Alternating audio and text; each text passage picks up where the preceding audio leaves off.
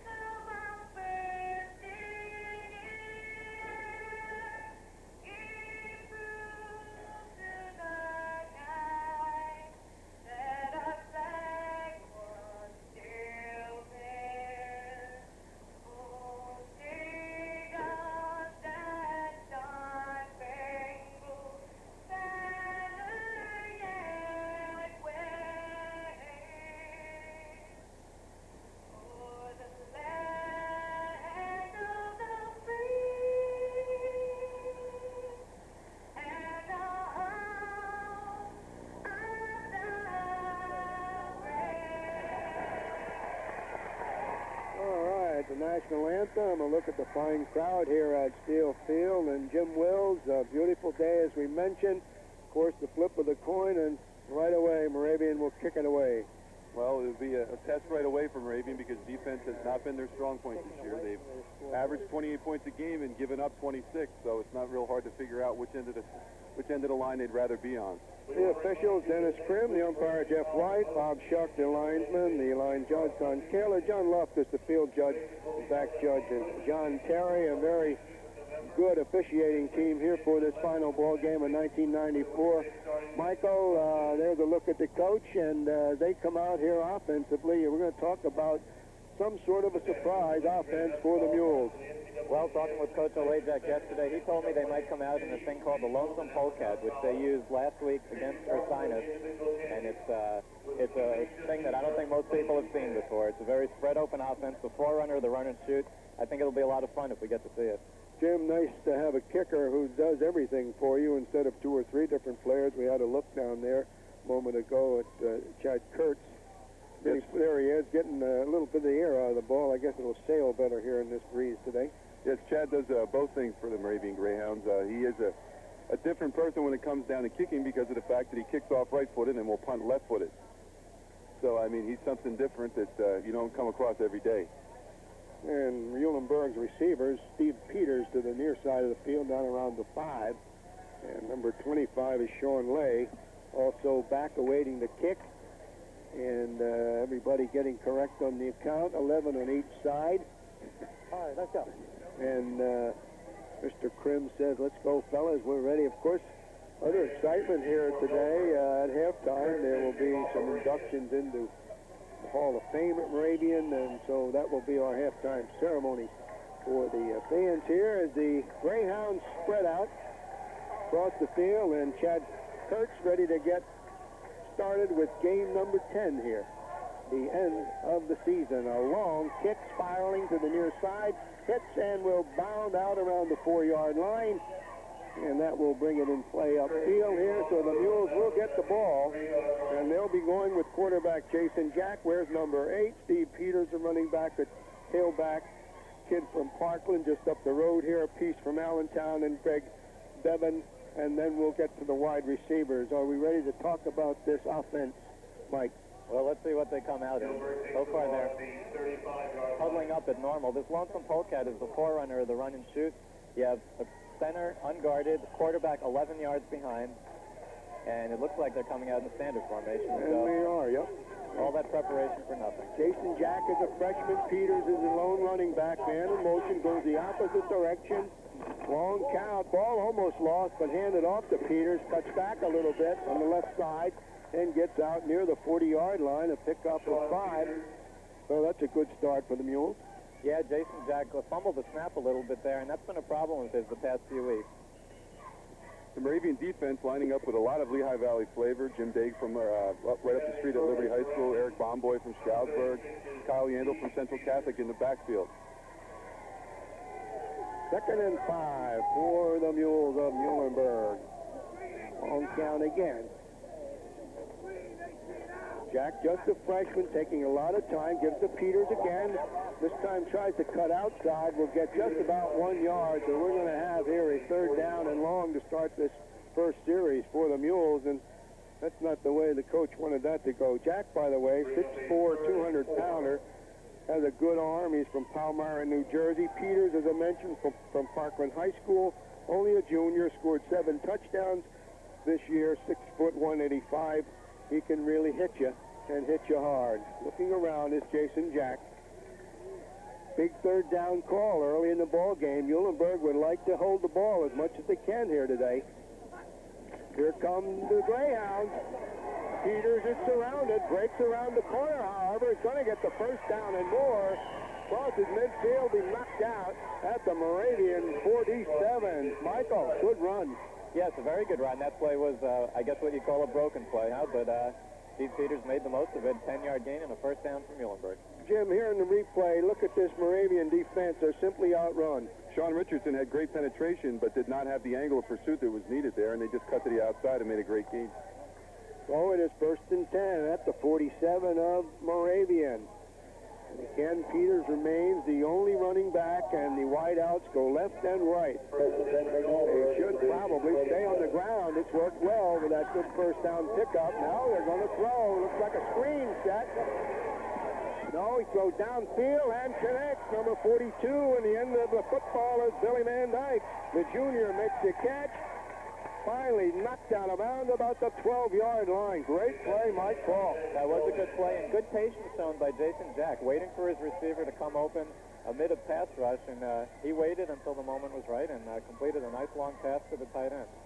Little shock early in the ball game, Jim. A little bit, well, not to me if you've been following them all year, because their secondary has been a little bit of a weak spot, and Bob Hennessy went for an interception there and got beat, and finally Eric Bomboy knocked him out of bounds.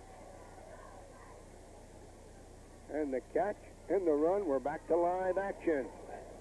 Long count. Give to Peters, and he stopped at the line of scrimmage. And he got the line of scrimmage by edging ahead about a yard, so no gain on the play. Number 9, Ian Olina, coming in on the defensive front for the Hounds. Had a great year last year, a little bit of a disappointing year this year, but he's going to try to make up for it today.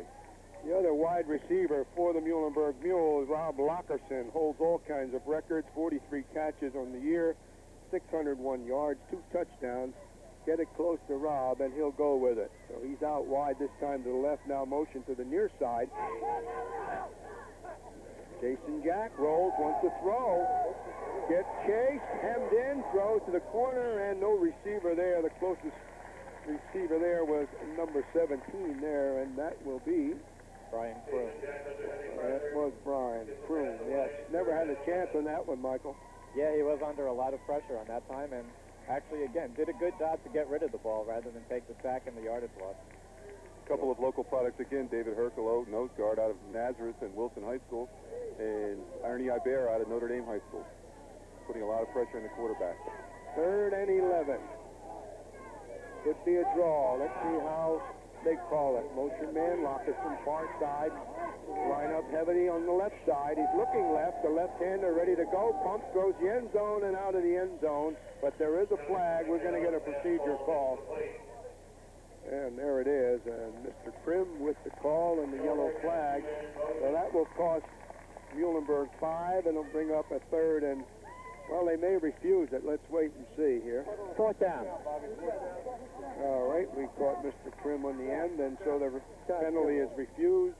Brings up 4th down, and now we're going to the toe.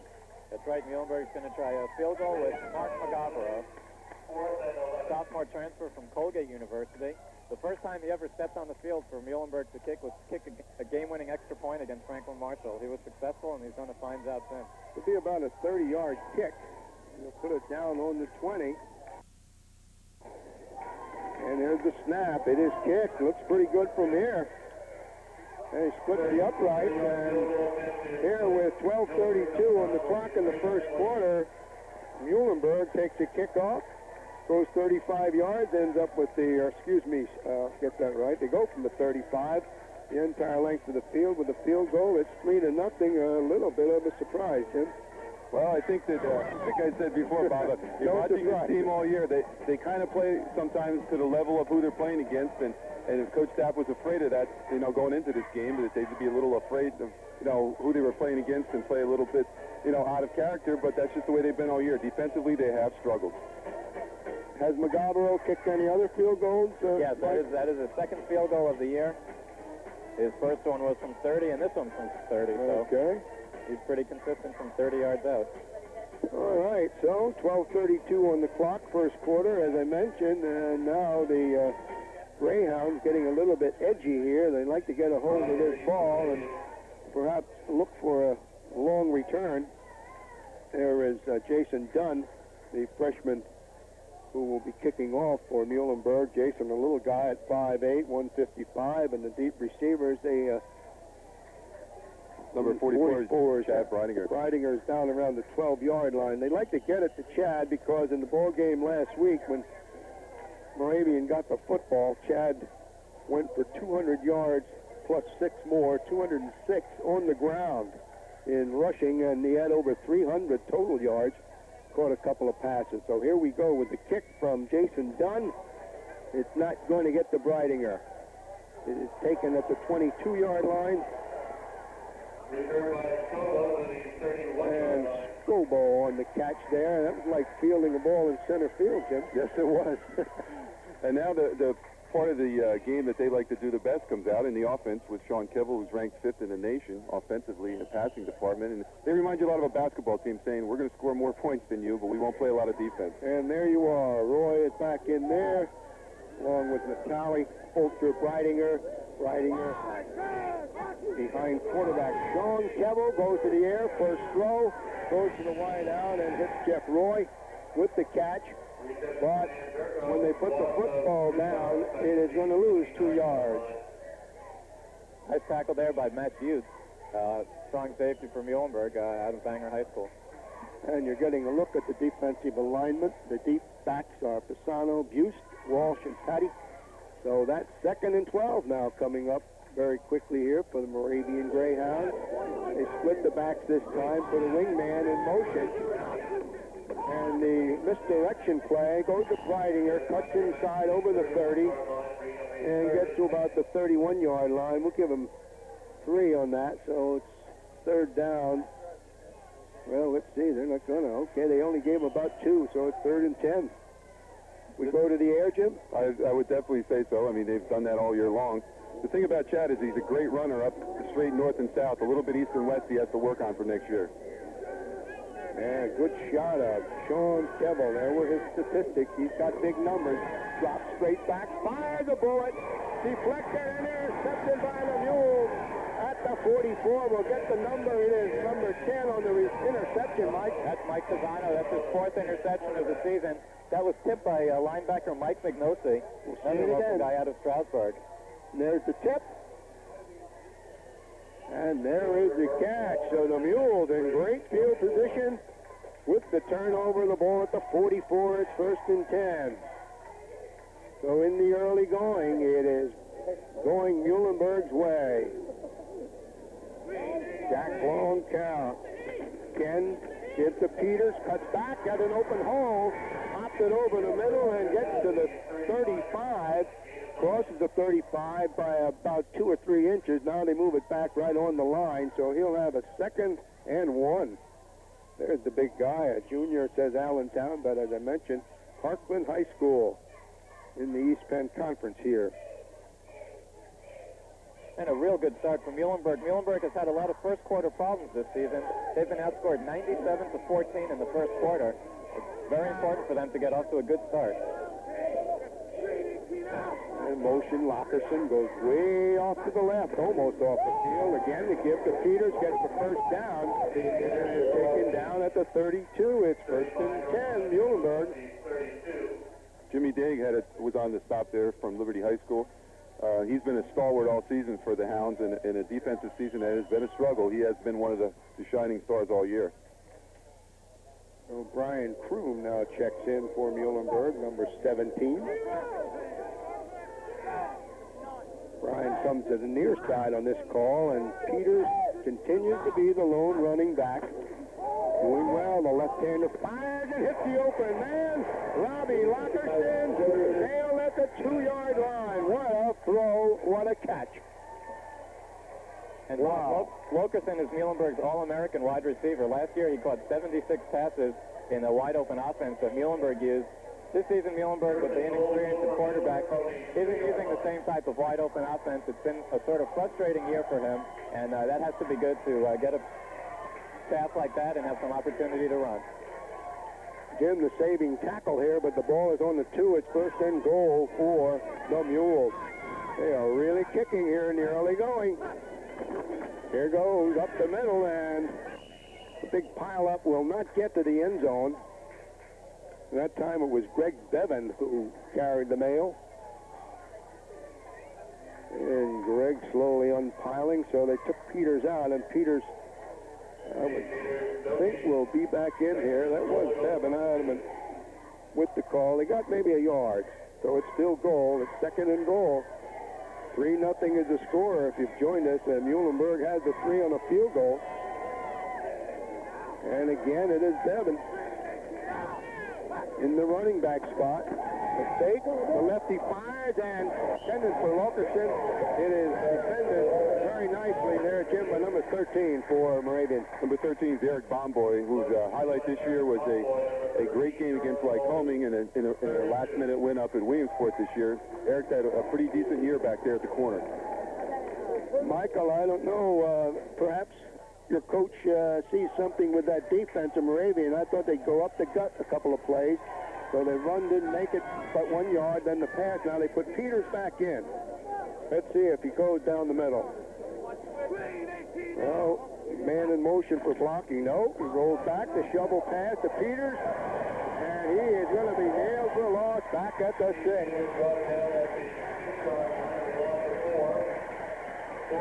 Good defense, Jim. They came in strong that time with a rush. Kyle Yandel making the tackle, a junior out of Central Catholic High School. Very important stand here for the Moravian. Well, Magavero is ready to try his 2nd field goal attempt. Good on the 1st of 30. This one will go about 23 or thereabouts. Put it down on the 13. Oh, a bad snap. Magavero trying to get out of trouble. And so the big break, Michael, goes awry. You can't waste those opportunities. Last week in a 7-point loss to Ursinus, Muhlenberg had the ball 3 times inside the red zone, came away with no points. And again, we see that again. Muhlenberg will want to improve on that, but that's what happens with a young team. And the Greyhound cheerleaders have a lot to cheer about after holding off the Mules. It remains 3-0, 8:15 on the clock, and now once again Moravian trying to get started. Reidinger grabbed by the shirt and just simply swung to the ground around the 11-yard line. No gain. That's Dan Terpstra, another banger product from Muhlenberg, defensive end and linebacker, making the stop on that play. Here's a good look at Chad, sophomore from Bethlehem. Of course, he is from Becca High, and for those who are not Lehigh Valley products, a big game in the Valley last night. Allentown Central Catholic defeated Bethlehem Catholic for the District 11 championship. Continue on unbeaten. Number 2 in the country, that high school. And again, the Reidinger in the delay, popped the hole this time, breaks 2 or 3 tackles, breaks another, finally is stopped and stretches out to the 27-yard line. First down, Moravian. As I said before, Bob, you can see his north to south running is just his forte. I mean, straight up the middle, when he gets a head of steam behind him, he's very hard to get down. He reminds you a lot of Herschel Walker, with Walker going, when he goes straight up the middle the same way. Well, you saw the arms outstretched and the hands grabbing, but they didn't get much. So the ball at the 27. First and 10 for Moravian. Give to the up man this time is Mike Powell, and the senior from Watchung Hills, New Jersey, gets a couple of yards over the 30 to the 32. That's good enough for about 5. Second and 5. Mike Natal had almost 400 yards this year rushing, which is a lot less than he had last year when he was featured a little bit more in the backfield with Judd Frank, but this year is more of a passing attack. Jeff Roy is the wingman to the right. Checkett to the left side. Reidinger, the fake to Reidinger. Cavill looks over the middle. Hits the running back out of the backfield. It's Mike Fulcher, the freshman. Gets across midfield. A big play there. Mike had 27 receptions this year for 481 yards. He's been a big surprise stepping in as a freshman into this high-powered offense. Has really given him a lift. He alternates with Jason Breckville at tight end, sending the plays in every play. If you watch the replay there, you can see the tremendous faking ability of Sean Kevill. He simply took care of the defensive players in a hurry and hit the target. First down, the ball at the 48 of the Mules. So Moravian on the goal. Got a little mixed up in the backfield, but Mike Natal bounces off, comes to the near side, and an effort there, picked up about 2 yards, and he should have lost about 5. Nice effort by Mike Natal there, going and finding nothing in the middle and then going out to the left side and finding a little hole for a couple of yards. Mike is also on the track team here at Moravian. Is a javelin thrower, finished 4th in the country last year. Mike Mignosi called the defensive signals for the Mules, took a long look that time over to Greg Olajek and got the sign, and now they're set up with a 4-man front. They got to try to make the stop here on second down, bring up that 3rd and long. Kevill throws, hits the target. There is a flag in the play, but reaching up into the air and leaping a bit was Jeff Roy for the catch. We'll wait for the flag. We might get offensive interference. Let's see. Well, I think Roy looks a bit disgusted. Here comes the call, a motion. Okay, he was moving. So that will wipe out a gain of about 10. And Bob, you mentioned Mike. 8 was moving. 8 had motion on 8. All right, we'll listen to Mr. Krim here. Here we'll explain it. Motion, offense, replay, second down. Thank you, Dennis. All right. Well, that wiped out a big play there. Tim. Sean Kevill, one of his patented dropbacks, out to one of his favorite receivers, Jeff Roy, who has over 58 receptions this year with 8 touchdowns for 922 yards. It's a nice catch, but the ball now is back in Moravian territory, just short of the 50, and this running play, after a gain of a yard, I believe Reidinger almost lost his shirt that time, Mike. Well, any part of the uniform you can get to bring him down, and just grab at it. Any part but that face mask. That's right. Now Reidinger is going to take a breather. No, he's not. Chad started to trot off the field, but Mike Natal coming on said, "You stay out here with me." So Breidinger and Natal will be the running backs. Key play for Muhlenberg. Muhlenberg opponents are converting 44% of their third downs, many of them third and long. This will be an important stop for Muhlenberg. Well, Sean Kevel, straight drop back. He's looking, wants to go long. Now he goes to the sideline and hits the target. But the catch is made by Roy. And he is knocked out of bounds at the 42. So that's bringing up a fourth down and about 3. I would think they might kick the ball here. Any trick plays, Jim? Not that I know of, but I don't see the punter going in the game, so I guess they're going for it. He's sending in Jason Breckville, so I guess they're going for it. Last game of the season, why not? Yeah. Why not? When you have a high-powered offense like this, you take a lot more chances. And there is no tomorrow. The wide out our way is Kevin Enderko from Becca High locally. Haven't heard from Kevin yet. Let's see what happens. Sean Kevel looks back, goes over the middle, hits the big guy. Oh, did you hear that collision? Jason Breckville with the catch has finally stopped at the 22. There are his numbers, and he is a big guy. He is 5'11" and 214 pounds. That's a lot of meat. Watch this. What has happened is Jason has been one of the multi-purpose people here over the last 4 years. He's played 3 different positions, and you can just show how talented an athlete he is when you fill in as a tight end and make catches like that. Like Steve Brady bounced right off of him trying to make that was tackle. number 22, Steve Brady. He could have used a few more 2s on his jersey. I guess. Up the middle, not much there. Natal is stopped by the center of the Muhlenberg line. Well, we might give him a yard. No, we're not going to give him a yard. We'll say it's 2nd and 10. Bob, you mentioned earlier Mike McNulty calling the Mules defensive signals. They were called for most of the season by Don D'Angelo, who's a junior co-captain, leads the team with 101 tackles, but he was lost to injury 3 games ago. Mike, if we get 10 minutes, we can go over the injury list that the Mules had during the season. All right, it's 2nd and 10. Sean Kevel. You know, okay, there's a good draw play. Hit them Breidinger, and he stopped at the 5. North-south for sure. That's it. That's Chad Breidinger's game. A little hesitation, moved down the line a little bit by Sean Kevel, and number 44 running straight ahead with his full head of steam. Taking a deep breather, and here it is. We got it from the end zone. Watch this run. Right up the hole. Good block. And there, bang. 1st and goal from the 5. Basically a little delayed draw there, and he did the rest right up the middle.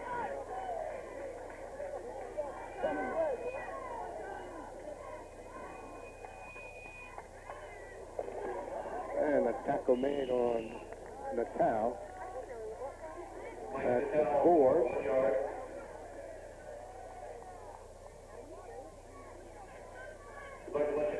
Second and goal from the 4-yard line. 3-0 is the score. Muhlenberg leads 2:30 and counting here in the first quarter. We are at Steel Field here in Bethlehem, Pennsylvania. 2nd down call. Kevel again will take the option, and he gets into the end zone for the TD. Great job there by Sean Kevel. They've run that play a lot this year. And by the way, Sean Kevel has set an MAC single season record for total offense. Kevel has now compiled 2,596 yards. Yeah, good look at the guy. We'll see it again here. Nice option play. Simply opened up, and he just ducked his shoulder down and crossed the goal line without too much of a problem. And now we get the all-important extra point. They're going to go for 1. And kicking will be Kurtz. Chad, as most kickers these days, soccer style, off to the side, steps in, boots it, and sends it down the middle. We have a 7-3 ball game. Moravian in front with 2:14 to go. Well, Michael couldn't take care of that big break. Muhlenberg couldn't score, give the ball back, and Moravian drives the distance. You see that happen very often. I guess technically that's not a turnover because Muhlenberg gave it over on downs, but Muhlenberg opponents have converted exactly half of their turnovers this year, and you see that often. The team fails to capitalize on a break, and the other team drives it down the field. Nice drive by Moravian. Yeah, look, the coach is down in front of us here, and Jim, of course, a feather in the cap to the defense for the Greyhounds, stopping them on the 2-yard line and actually forcing them back and taking over on downs. Great stand. That was a great stand for them. That was a rare sight this year, and that's why it's good to get that, and maybe it'll build some more confidence for the rest of the game for them. 12 plays, 88 yards on that drive as Kevel takes it in from the 4. And the crowd now settling back on our side of the field. We're sitting here amongst the Moravian partisans. And we're in a little shock, I think, Jim, at the early going, and really shocked more when that second drive started, but feel a little looser right now. Yes, you're right. But watching them all year long, I take nothing as a surprise. I mean, they have the world.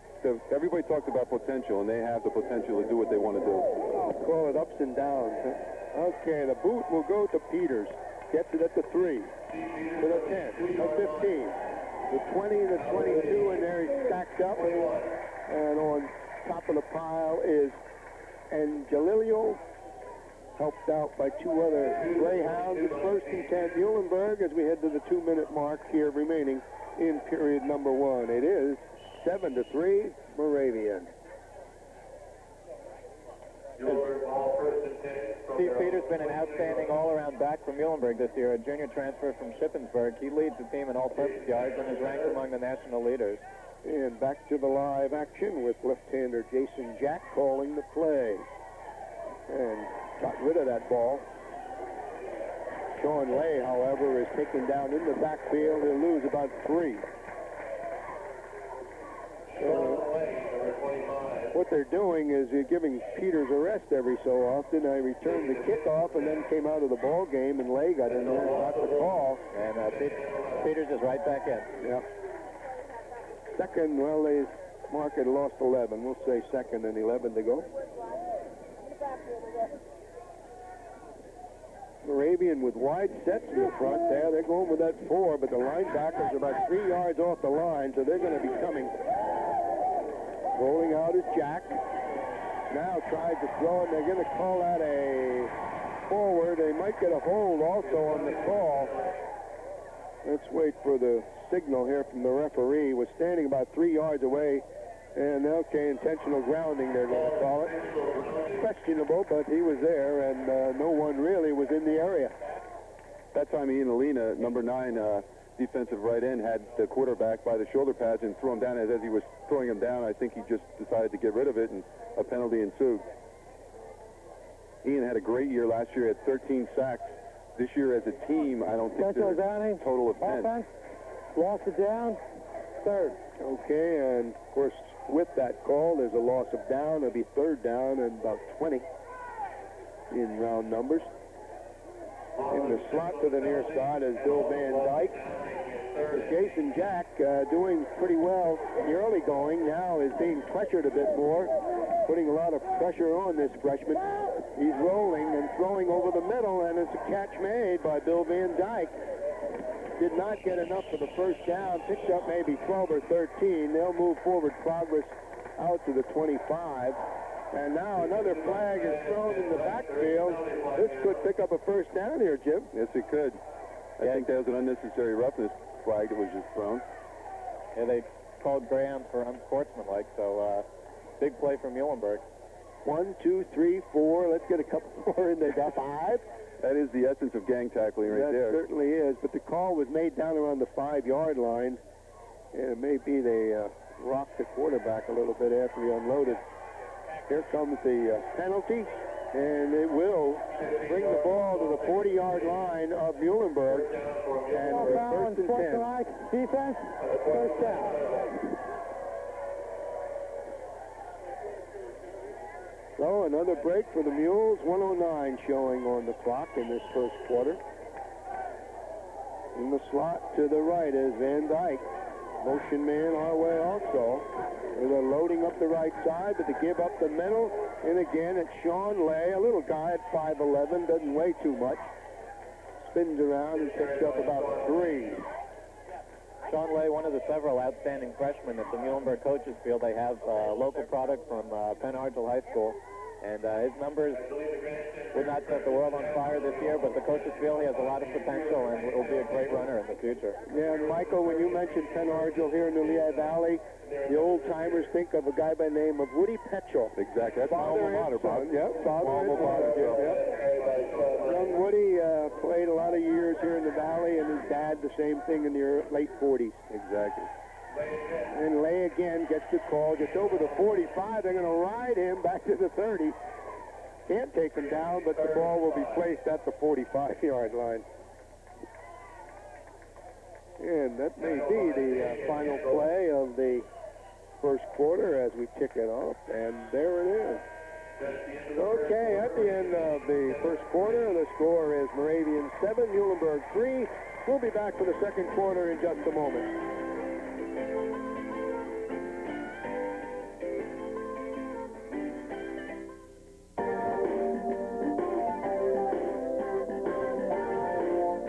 Dennis Kelly. And I'm Rebecca Escott, and we're your hosts for Consumer Market Basket. Join us Monday night for tips on weather stripping doors and windows and buying leaf blowers. Also learn about age-appropriate toys for kids and bread in a bag. That's Consumer Market Basket, 7:30 Monday night on WLVT, the program that looks out for you.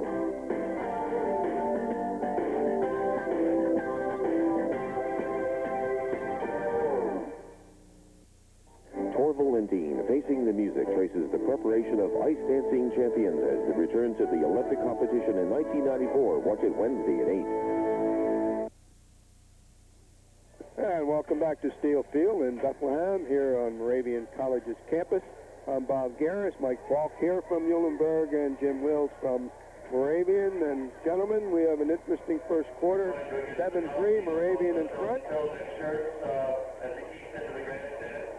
Muhlenberg will have the football to start the second quarter, and Michael, I guess at the moment you're kind of happy. So far, so good. Of course, we'd like to be ahead on the scoreboard, but what happens? Muhlenberg has the ball now and is driving. They kicked one field goal, had an opportunity for another, and so far they're hanging tough, and that's all you can ask, is to hang in there, and then at the end you'll have a chance to win. Jim, we look at Jason Jack, the freshman, doing a fine job here. Yes, he is. He's been doing a great job all year long. First play of quarter number 2. This is the long count. Well, he got it off, and now this pitch back to Lay. Sean again tried to get the corner, didn't make it. Again, the defense from Moravian now, the last couple plays, have really been going to that gang tackle. Well, what's happened here, Bob, is the fact that Ian Olina, number 9, is giving him a lot of outside pressure, and that makes a lot of things happen. When you get that pressure from the outside, things will start to break for you. And Frank Grip now will kick it away for Muhlenberg. First punt of the game. Oh, it's a good one. Sailing across the 20, fielded at the 18 of Moravian. And the return out to about the 24-yard line. They'll mark it on the 25, where it'll be first and 10 for Moravian. Sean Kevel, so far, it's 4 out of 5 for 96 yards to lead the Greyhounds in the first quarter. Scott Dapp, 8th season here at Moravian. His record 56-26. Doing a fine job since coming down here. For the Greyhounds, 14 seniors playing their final football game. And back goes Kevel. Throws and intercepted. That's Dan Terpster, number 89 out of Bangor. He is an impact player for the Mules. He set the school record for block kicks. He's blocked 6 kicks this year. That's his second interception. Jim, we'll see this again, I'm sure, and Kevel would like to have the football back. Terpstra stepped right in front of it, right here. This has happened a couple of times the last week or two. Just not enough air underneath the ball, and it went low, and Terpstra made a great grab. And so another big break for the Muhlenberg Mules. The ball just inside the 10. We'll call it the 9. It's first and goal. Jason Jack gets man in motion, goes back the opposite direction into the slot to give up the middle to Peters. Breaks the tackle, gets down to about the 6-yard line. He was stopped at the line of scrimmage, but bounced off. A lot of sloppy tackling taking place here today. Kyle Yandel finally made the stop, number 37. I guess, Jim, you call that non-tackling. All right, they just push it a little bit outside the 6. We'll say 6.5. Second and goal. Again, the wideouts go both directions. motion man. They want to load up on the right side. Jack looking, throwing in the corner. Caught and touchdown. That's Mike Kern, a freshman, Bob. That's his first career catch. And I'm sure he'll remember that one for a while. Great way to start. That is a pretty good way. Muhlenberg now leading 9-7. And we have to look for Michael's name here. He hasn't seen a lot of playing time, but he's improved as the season has gone on, and as Muhlenberg has gone to more of these unusual formations with more and more receivers, he's gotten some playing time, and now he gets the first catch, and he'll want to save that ball. And so the important kick now, as you go to the numbers, is Magavero will try it. And he boots it high and long, and we have a 10-7 score here with 13:28 remaining in the first half. Jim, again, the big break, but this time the Mules capitalized. Yes, they did. They came down and did a nice job there. I think Moravian Brian Coons got beat there a little bit on an out pattern, and the fellow just went right in the corner of the end zone and had a nice catch. It's been the story of the season. The defensive backs have had a rough year, and the linemen have given a lot of pressure, but the defensive backs have sometimes not performed as well as possible. Mike, for a young kid, he really used his head down there in the corner as he got inside the pylon, and the official took his time with the call and did cross the plane and gave him the touchdown. It was close. Very good job of getting his feet in bounds and in the end zone. So across the way, the Muhlenberg fans feeling a lot better now. It is 10-7, and when they came in here today, I think if someone would have said it'll be this score around this time of the game, they would have said there's something wrong with your reading. That's what happens when you get into these rivalry games, though. That's great. That's the one thing that's really nice about them is you play these games and everybody gets up and the records don't count and you just play your hardest. And Jason Dunn from Fork River, New Jersey, will get a chance to boot it away. And steps off to the side and will put the foot into it. And heading down to the man they wanted to go to, it's Reidinger on the 13-yard line. Big hole, look out. Breaks the tackle, one man to beat. He beat him. It's a foot race. Reidinger is going, gone. First return for a touchdown since Terry Blair ran the opening kickoff off against Albright last year. 87? 11 games.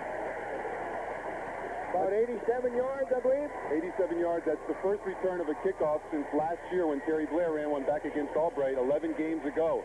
So it's been a drought for the Hounds in that department, and it couldn't have come at a better time. And watch this move. Broke a tackle, whipped another, and now he simply outruns Magavero and scores. There he goes, north like and that. south again, Bob. I tell you, you give him a head of steam, and it's all over. And Kurtz will now try to add a point, so we are seesawing back and forth. That will come back. We are going to get an infraction call. Michael, I was just saying the fans from Muhlenberg across the way were feeling pretty good. And Well, if you lightning struck. Well, you said if you told them that at that time of the game it would be 10-7. Well, 13 seconds later it's 13-10. But Muhlenberg will get the ball back on offense again, and Retry kick. they'll get a chance to start all over again. That's what I think is great about this game today is that there's going to be so many surprises because you can't predict in this game. Well, right here we have a 25-yard extra point attempt. All right. 5 yards for procedure against the Greyhound. The high snap. The kick is down and curves right through the middle. And it is 14-10. We'll see this kickoff. Here comes Reidinger, close in on number 44. Watch the missed tackles, fellas. Once he gets to this point and he sees that hole, I think, and then right about here is when he starts. That first tackle he's missed, and now he's got that one person to beat there. He gives that hip fake, and there it is. Missed. Another leg missed. And here comes Magavero, but Reidinger will have none of that. Smartly runs at an angle into the end zone. Yeah. Wow, what a run. We had it at about 87. That's long enough. I don't know if I could go 87 anymore. It might take you a little while longer. Oh, boy. Okay, the Muhlenberg offense over across the way having a chat with Greg Olajic. And Greg, of course, I mentioned in his first year was thought to have a surprise for us here in the early going. We haven't seen it, but now with the way things have turned here, maybe this time he'll go to that lonesome polecat offense. The Muhlenberg playbook is one of the deepest you'll find around. We've seen 4 wide receivers. We saw they used the run-and-shoot type formation earlier on the goal line. They've used 4 wide receivers on one side. They'll throw the whole playbook at you. Well, one thing for sure, we're having scoring here, and I guess that was really expected by everyone. 14-10, and here we go. The kick for Kurtz. It sails to the 11 or 12. Bobbled and picked up. With the football is Peters. And Peters nearly breaks it, and now loses the ball. And Moravian recovers at the 34.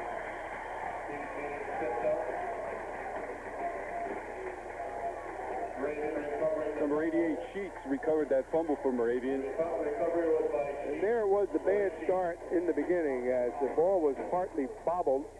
And now, instead of putting it away, held it out like the old loaf of bread, got knocked loose, and very quickly Moravian could possibly go in again. They're at the 34-yard line, 1st and 10. The handoff to Breidinger, gets a block, cuts against the grain, gets to the 25. They're going to power football now, Mr. Falk. Yes, they are. Muhlenberg is giving up almost 200 yards per game on the ground. That has definitely been one of the non-strengths for the Muhlenberg defense, and Moravian seems perfectly happy to go right after that. 2nd and about along 3, we'll call it. And now a delay of the game, perhaps, here as the official walks in, throws the flag. Somebody lined up in the neutral zone, or there it is, offside. Okay. In the last couple of weeks for Moravian, they've gone to Chad more and more as a workhorse. He has 616 yards. And the first couple of games of the year, he didn't... Encroachment, offense, still 1st down. He really didn't carry the ball that much, but he's really come into his own the last 4 or 5 games. Jim, that's a tough call to figure out when you're on offense and you get called for encroachment. Yeah. That is a tough one. Yeah. All right, so the 5 yards walked off. It's now 7. 2nd down and about 7. Cavill looks, throws in the corner, the catch, touchdown. And way over there is number 8, why not, Jeff Roy. The old senior stretched out the arm. The ball came over the shoulder. And lightning has struck again here at Steel Field. Wow. That's Jeff Roy's 9th touchdown reception of the year. Sean Kevill goes back and lets a really nice throw go. Just throws it right over, and Roy makes a great catch right in stride, right over the shoulder, just like they draw it up on the blackboard. Yeah, great concentration. So again, Kurtz just used his toe a moment ago, it seems. And now they're going for 2, and a pitch back, and Kurtz will score 2. And now a flag is going to be thrown in the end zone. On that play right there, they've been working on that for the past couple of weeks. They have seen that play run by one of the teams that they played this year, where the holder throws it up in the air, their kicker runs by, just catches it, and runs into the end zone. Well, they're going to call unsportsmanlike against Moravian. The 2 points will count, but I guess Kurtz maybe overreacted in there. We might see it if we get that replay, but something happened there to cause the official to throw the flag. Nevertheless, the 2-point conversion is scored, and it's 22-10 Moravian. That play is one of the things that Coach Stapp picked up from a film this year from Susquehanna. They ran it successfully this year. Sean Kevill has set a new Moravian record for career pass completion. Okay, and there's the TD catch. Beautiful. Beautiful, over-the-shoulder catch. Kevill passed All-American quarterback from Moravian, Rob Light. Well, Sean Kevill, we thought he would have a good day here, and so far, here with 12:18 to go in the first half. He has had a marvelous day. Well, all through the year, Bob, Sean has been the guiding light. I mean, whenever things were down, he was still throwing the passes and completing them. I mean, for example, at Albright, they're getting beaten. He's throwing for 496 yards. So nobody could ever point a finger at Sean and saying that the season came down to him and it was 5-4 because of him. All right, the penalty assessed now on the kick, and Moravian will be moved back to the 20-yard line on that unsportsmanlike call. So we did not see that replay. Apparently there was a reaction in the end zone, and more, Jim, that play, that a penalty is being called on not only around here but also in pro football and college football. Right. Personally, as an old-timer, I don't know why they do some of these antics when they score. I used to be just happy enough to score. I know, you see some of these pro games on TV, and you see some of these guys dancing in for a basic play, and you just don't really understand why. And as a teacher in a school district, I see kids doing that every day when we have them in gym class, and I can't figure out the same thing. I tell them the same, you know, you can't be doing that stuff. You just did what you were supposed to do. Yeah.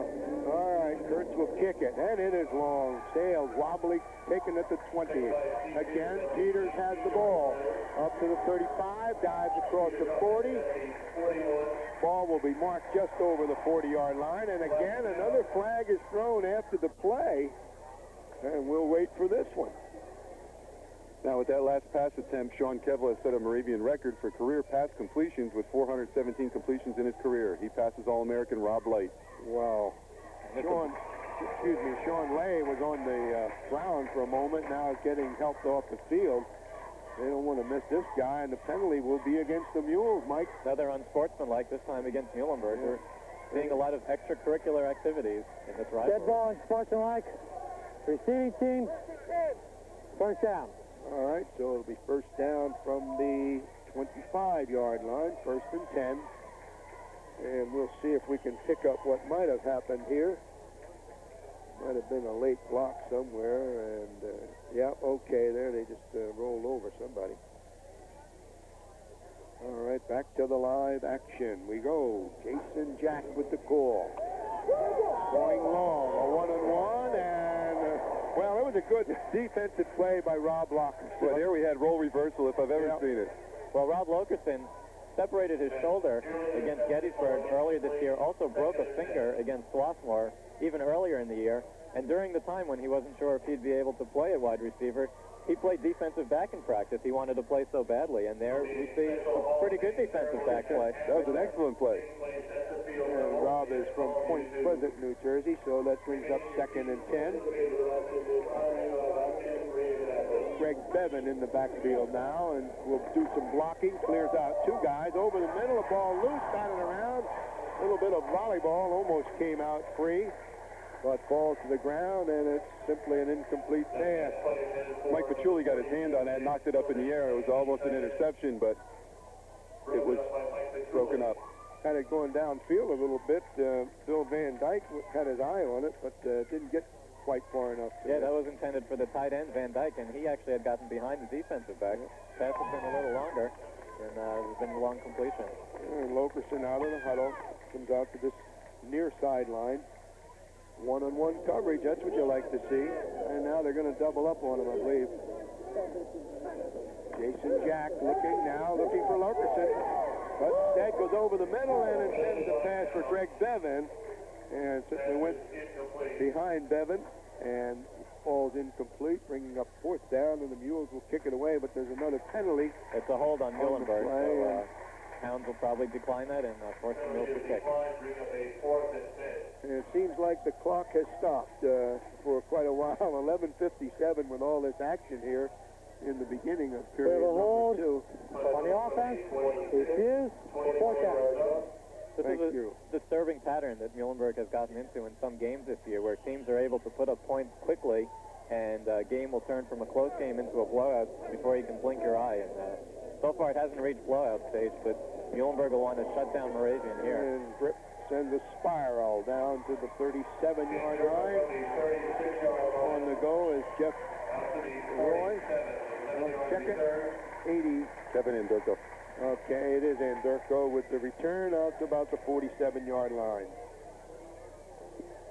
Kevin Anderko from Bethlehem Catholic High School. This year had 6 touchdown catches and 40 receptions for 581 yards and also returns punts. All right. I'll tell you, Bob, we're pleasure to see. We live in the same town with Sean Kevel and Dan Kendra. Between the both of them, they probably have 11,000 yards and about 100 touchdowns in their careers. Yeah. Of course, a kid that is somewhat forgotten as a quarterback for Allentown Central Catholic, who had a pretty good year, too. Very good point. Very good point. Yeah. But you can't take it away from young Danny Kendra and the people who are watching here, probably in Berks County or throughout the valley and other points. They certainly have read about Dan Kendra from Bethlehem Catholic High School. He was covered in ESPN and just about all the major news networks, USA Today, you name it. And, well, we wish the kid a lot of luck when he goes to college, wherever he may be going. He is some kind of player. Yeah. Back on the drop is Kevel. And again, good defense. Jason Novak, freshman, knocked that pass down. Andy Pratt had pressure on Kevel on that play. Jason, 6'1", 235. The Mules do have some big guys up front. They do. It's just a matter of getting them into games and getting them experience. And there's almost 70% of this team is freshmen, only 6 seniors, so it will take some time, but there is talent. Yep. Checking into the game, Jason Breckville. We'll keep an eye on the big senior. He has great hands. Shotgun formation this time. The throw, the catch, and what I tell you, good hands. Breckville makes the grab, slides away from the tackle, but his knee hit the ground at about the 44. Might get a measurement here. Let's see. Well, the official looking across and says it is 4th and 1. Moravian has been replay here.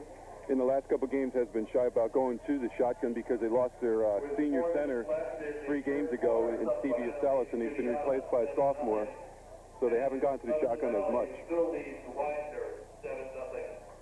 4th down and 2 feet for the first down. Moravian will go for it.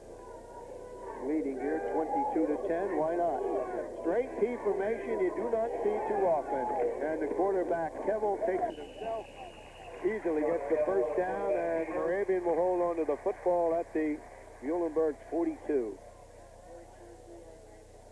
Sean Kevel is a senior out of Pottstown. He did a post-grad year at the Petty School, and then he matriculated right to Moravian. He's had a great career. You can't say enough about him. He's been a freshman year. He came in, had a couple good games, especially against Muhlenberg at the end of the year, which was a good thing for a freshman, and then he's just been great ever since.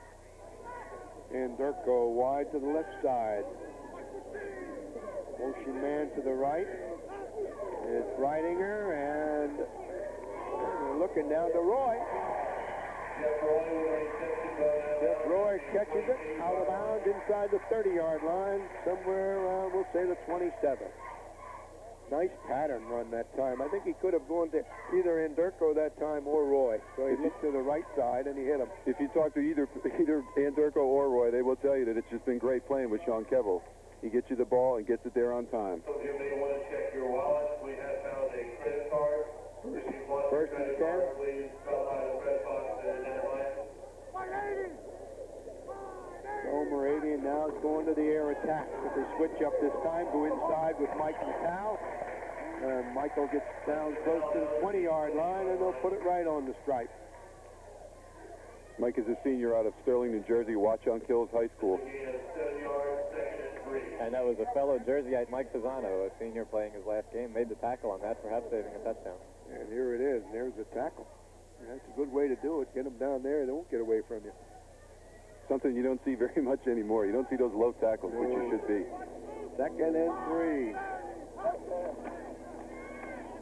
Kevel on the keeper, now pitches back, it's loose, the Mules can get it. And Muhlenberg recovers at the 26-yard line. Recovery by Muhlenberg. That was Mike McNosey on the fumble recovery. Timely turnover. That was a poor decision on Sean's part that time. Recovered by Muhlenberg at the 27-yard line. On that last drive, Mike Mattel Yeah, Kevel the ninth leading rusher took took a turn and went into the hole, and then, of course, his indecision cost him because I think he would have had enough to get the first down there, Jim, but he then pitched it back and just overpitched the ball is what he did. If he would have turned it upfield, I think he would have had enough for the first down, but going to his left, it was a little tough. 9 minutes to go in the first half. Pitch back to the running back, and that is Sean Lay, who is dropped for a 3-yard loss. Tackle by Kyle Yandel. Number 37 is the hit. There he is. Number 37 is Kyle Yandel from Center Valley out of Central Catholic High School. He's a junior, 5'10", 175.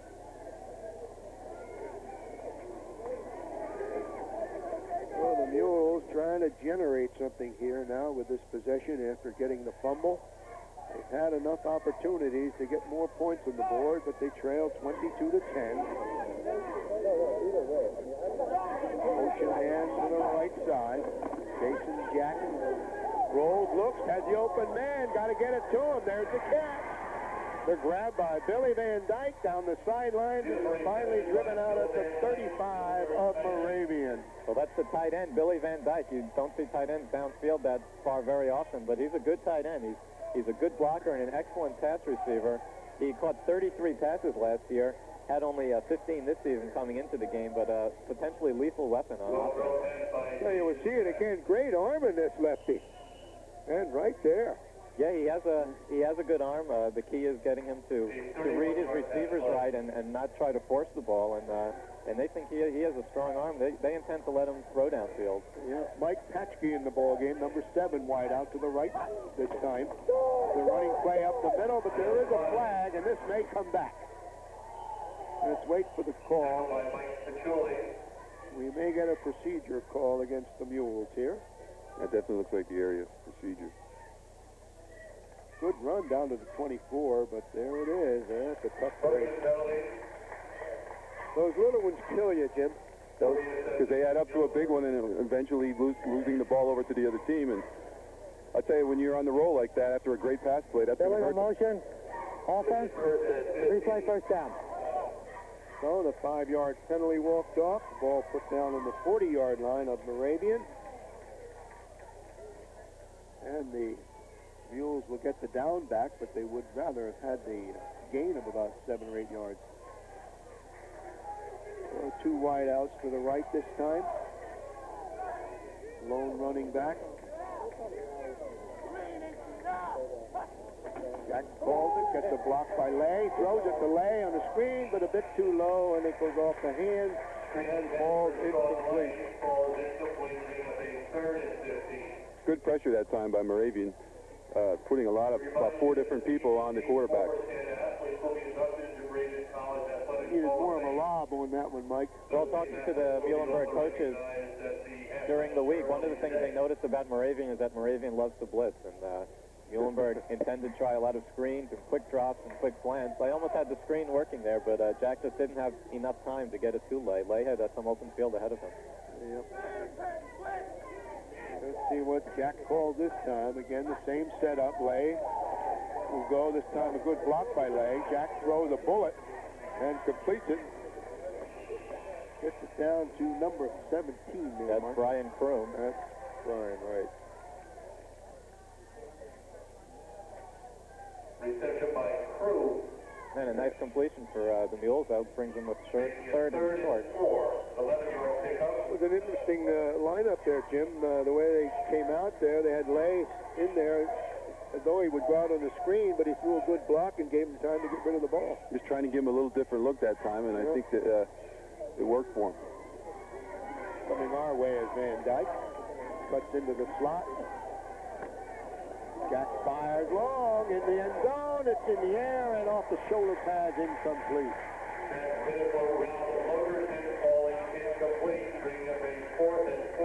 That's the type of coverage that Logerson draws, being an All-American. 3 men on him right there, and still managed to get his hand on the tip ball. And a good throw by Jack again, rolling that way, and then he threw it with his left hand. It was right there on target, just a bit too high, and good defense broke it up. So we have a 4th and 3, and Muhlenberg will go for the first down. 4th and 4. And Dyke in motion. motion. Throw for it. And they tried Lokerson, and it's incomplete. And again, even the shortstop that time he had double coverage.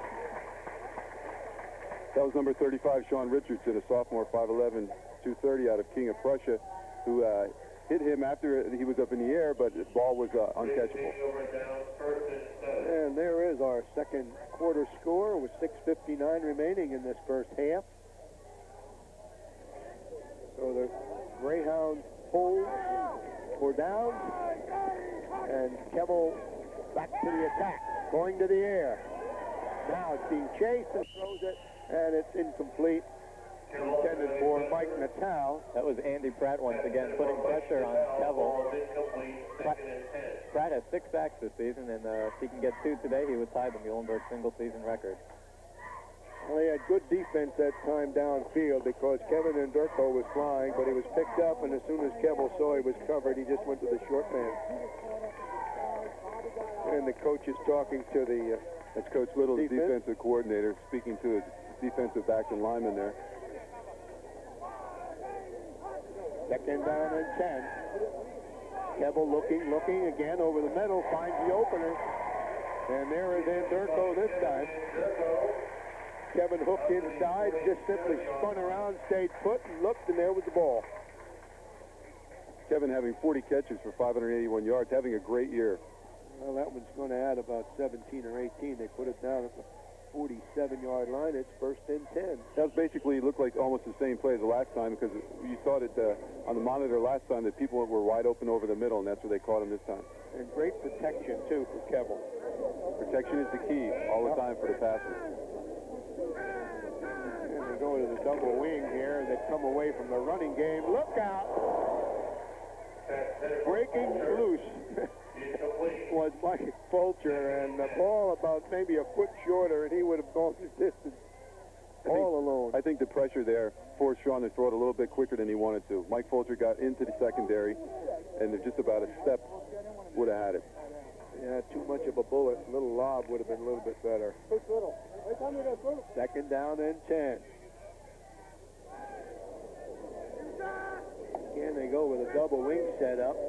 Fulcher the near side of the wing. And the fake draw. And again, the firing and intercepted. That's Chris Patty, a freshman. That's his first career interception. And that's the Mule's 3rd interception of the game. A lot of firsts here, Michael. It is a lot of firsts. Well, when you have a lot of freshmen playing, you're going to get a lot of firsts. Chris Patty's been playing the whole year fairly regularly. He's done a good job. One of those freshmen who came in and won a starting spot in that. We're going to see it again, and you'll see him step right in front and make the grab. So the Mules are not folding the tent, James. No, they're not. It's a little bit of a bad decision on Sean's part there. It was probably too good a coverage. He should not have thrown into that coverage. Lokerson, the only wide out this time, way out to the right. I like the way Jason takes his time calling those signals. He wants to make sure everybody's set.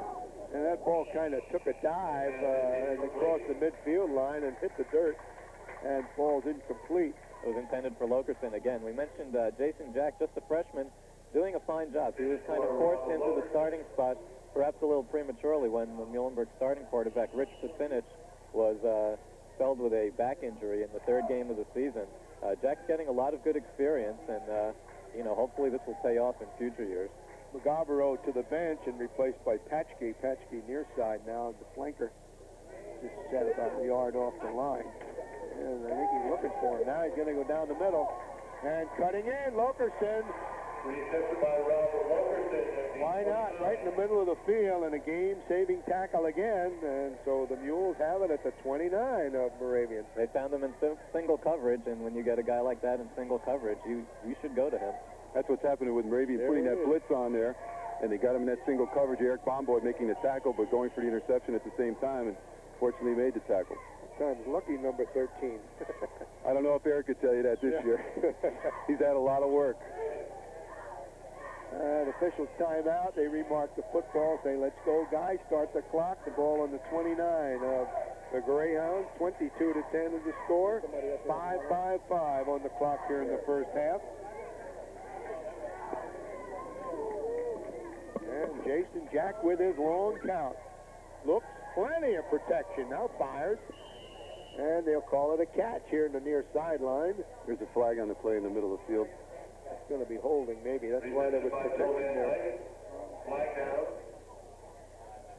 There it is, the old hold call as we look at some of the crowd here awaiting the halftime ceremony. So there's a gain down to around the 25-yard line, will be wiped out. And we saw this last time down the field, right after a long pass play. Muhlenberg had a good gain, but it was called back by a penalty, and now again. Holding. Offense. Replay first down. Okay, 10 yards stepped off, the ball about the 42-yard line, so it'll be first down and 23 to go for a first.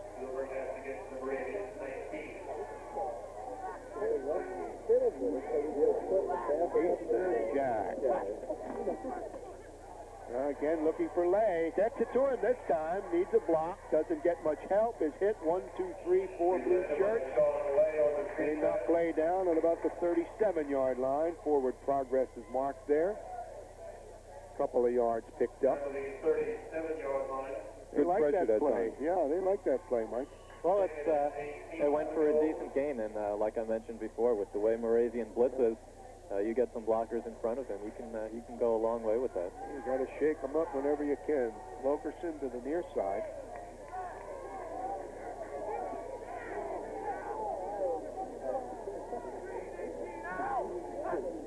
And he rolls. He looks, and now look too long, and again we may get a grounding. Let's see if the flag comes out. No, they're calling it incomplete. He had a receiver. Yeah, he was trying to force it down to Mike McLean, the tight end, running downfield. Yeah. And again, good job by Jack. Good presence to get rid of the ball rather than take the sack.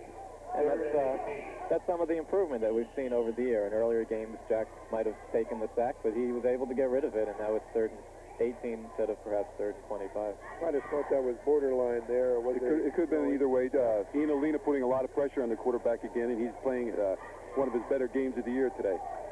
3rd and 18, you know he's going to throw. Keep an eye on number 21. Been the intended receiver most of the day. Shaking loose, and he will not be able to throw it this time. Number 56 with the tackle. David Herculo, a sophomore, 6'2", 280, with the nose from the nose guard position, making a great penetration, just coming in and sacking the quarterback. David a Wilson guy? Yes, he is. David Herculo is wrestling, good wrestler at Wilson High School. Okay. And here we'll see it again, and here is the tackle. He's used to those shoestring things when he's wrestling. Okay, we're back to the action as this punt will sail into the end zone. A good kick will come out to the 20, but there is a flag up at the 40-yard line, so we'll wait for this call. Offsides against Moravian. They might just take that kick. Well, I imagine they'd try to kick it again. Since they got a touchback, you might try to pin him in inside the 20. Could be. Go for a corner. Worst comes to worst, you'll kick it in the end zone again. All right, they are discussing things there, and we will have some things for you to listen to at halftime here on our telecast on WLBT Channel 39, and we'll listen to Mr. Krim. Offside, defense, replay 4th down. All right, so they move the ball to the 37-yard line, and let's see if Frank Grip can get it inside the 5 here. He is aiming for the right corner. Good snap. Well, it's spiraling down the middle. The bounce will, it's along the goal line, and it will go to the 1. That's not bad. Good call, Mike. You got a great bounce. That was a terrific punt, nice spiral, and took a bounce parallel to the goal line, and that's exactly what you need. The amazing thing, it just kind of bounced parallel along the 1-yard line before it was down. 1-yard line. That doesn't happen too often, so the Greyhounds are pinned back into their end zone almost. They mark it at the 1 where it's 1st and 10. 3:47 on the clock. 22-10 is the score. We are still in the first half, and now a little extra direction by Sean Kevel. Ridinger, the running back, has not handled the ball for a while. They've been going to the air. Kevel looks, throws, and a one-on-one across the way, and it's incomplete. Pass intended off the far sideline to Jeff Roy. 2nd and 10. That's a similar pattern on which Roy scored the touchdown just a little while ago. And cornerback Mike Pisano, again, had good coverage on him and didn't leave much room for Kevel to drop it in there. Jim, that's a little surprise to me. I thought with Ridinger back there, they'd try and run it out of this end zone. But maybe in the first down, go for something big, and then let's see if we can get some room. That's the way Coach Staff has been playing most of this year. They went for a couple surprises in some games this year. And with this kind of passing attack, being on the one is not a detriment. Well, they have Natal, and they give it to Mike, and Mike pops across the 5, across the 10, and he's going to have a first down. Well, that gave him running room.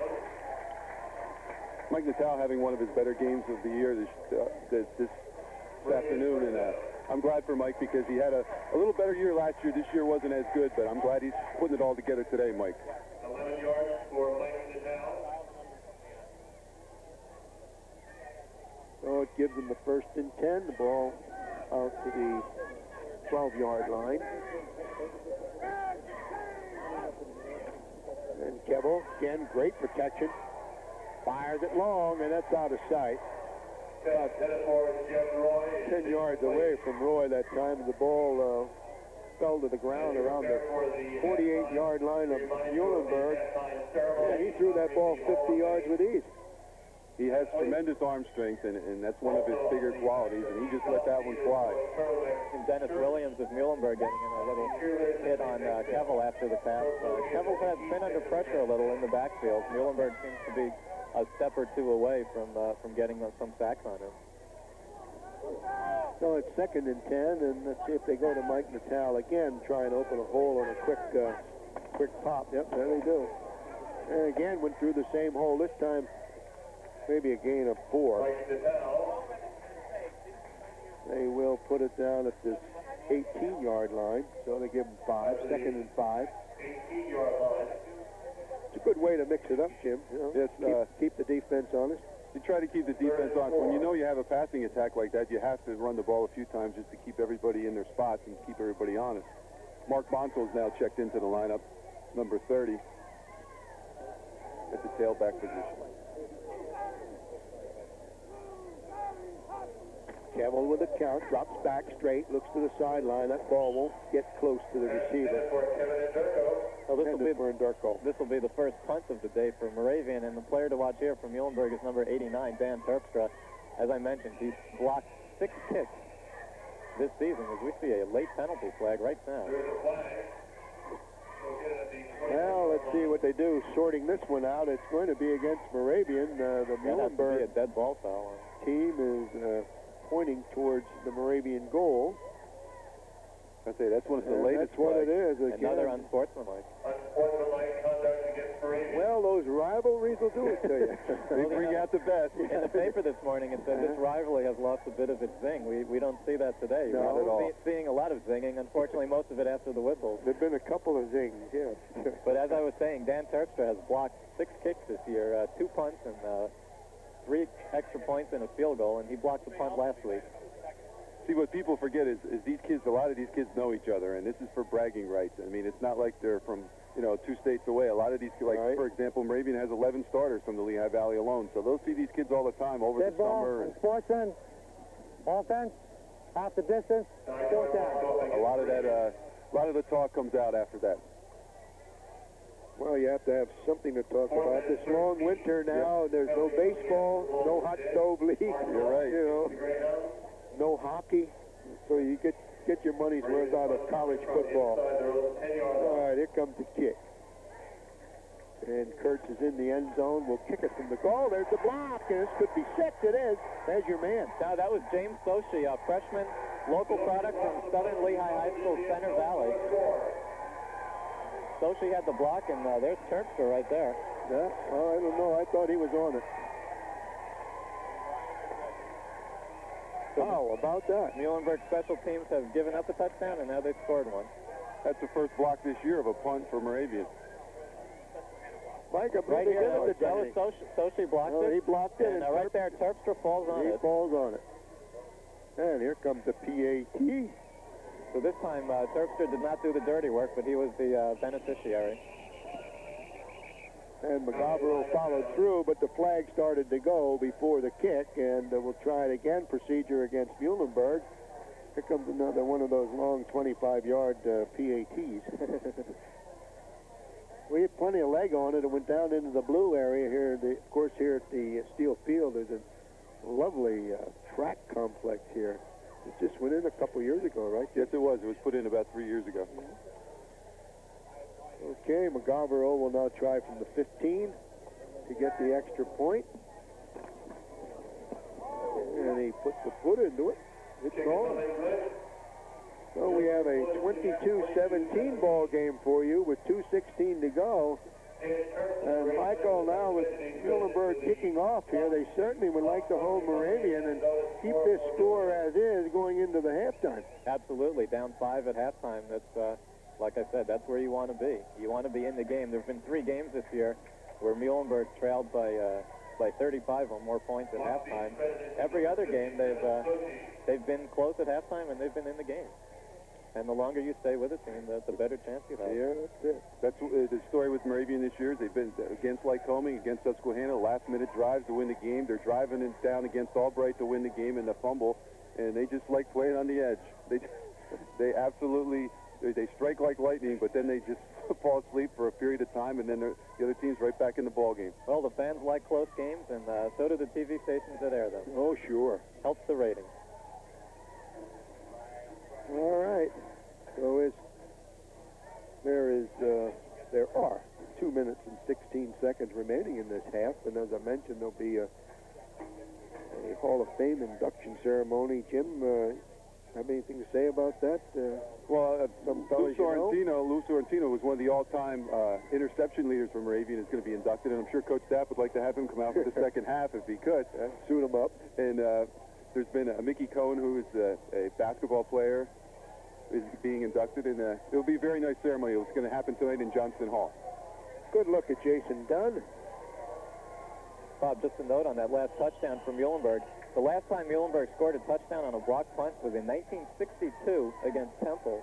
So that's a rare sight indeed in Mule football history. And that's saying something against Temple, too, huh? Well, back in those days, Muhlenberg used to play in the university division. They played schools like that. Yeah. All right, here is the kick. Here is Breidinger. Could he do it again from the 6? Up the middle. Slipped a little bit as he cut inside and is taken down at about the 26. They might mark it on the 27. They are going to put it on the 27. So Chad had ideas. There he is. Sophomore from Becca. All right, 1st and 10. Kebble's going to try to get back 7 points. Plenty of time for this guy. 2 minutes to him is a lifetime. Yep. Well, instead they're running it. It may be that Coach Stapp says, hey, let's get a breather and run this ball out here in this half and go in and regroup a little bit, because I'm sure he doesn't like that 22-17 score. I told you this in the beginning. It's similar to a basketball game. They're going to try to outscore you. All right, 2nd down and 6. Well, Kebble's throwing. Comes down to the near side and connects with Kevin and Durko, and Kevin gets it out to the 49. That took up a big chunk, about 15. Kevin made a real nice move there at the end of that pass play to get a couple more yards out of it. He's been a great receiver all year. He's just a great kid. Works real hard in practice every day. Jimmy Lasko, the receivers coach, says how hard he works. He just keeps working and working. Made a nice move right here, get about 6 or 7 extra yards. Yep. 1st and 10 at the 49 of Moravian. Now the give again to the inside. This time they hand it off to Mike Natal. And nice tackle there by Tim Schnall out of the Trenton area in New Jersey. Schnall had a terrific game last week against Ursinus. He had 9 tackles, an interception, a sack, 2 pass deflections. And he's another one of those young players who's gotten a chance this year and done a terrific job. And Moravian is not going to sit on the football. They call timeout with 1 minute and 20 to go in the half, and very quickly the Moravian scoring for the year. And their record, they started off at Baldwin Wallace, lost that one 23-52 or 52-23, and either way. Delaware Valley was a win, 28-20. Then they lost to Widener, 39-16, and then 3 straight wins, 44-6, 20-16, and 36-32, the last one over Susquehanna, and that really got them rolling, Jim. They thought, man, this is going to be a great season. Right. And then they went down to my hometown of Reading, and Albright knocked them off. That was the backbreaker Yeah. for this team. It took a lot of the spirit out of them. I mean, they weren't the same people after that. They were in a dogfight. I mean, like I said, Sean Keppel threw for over 480 yards that game. And then to come away with a loss was just tough. They fumbled a snap on the 30-yard line while they're driving with a minute and a half to go. Yep. Then they went to Juniata, won that one 28-0.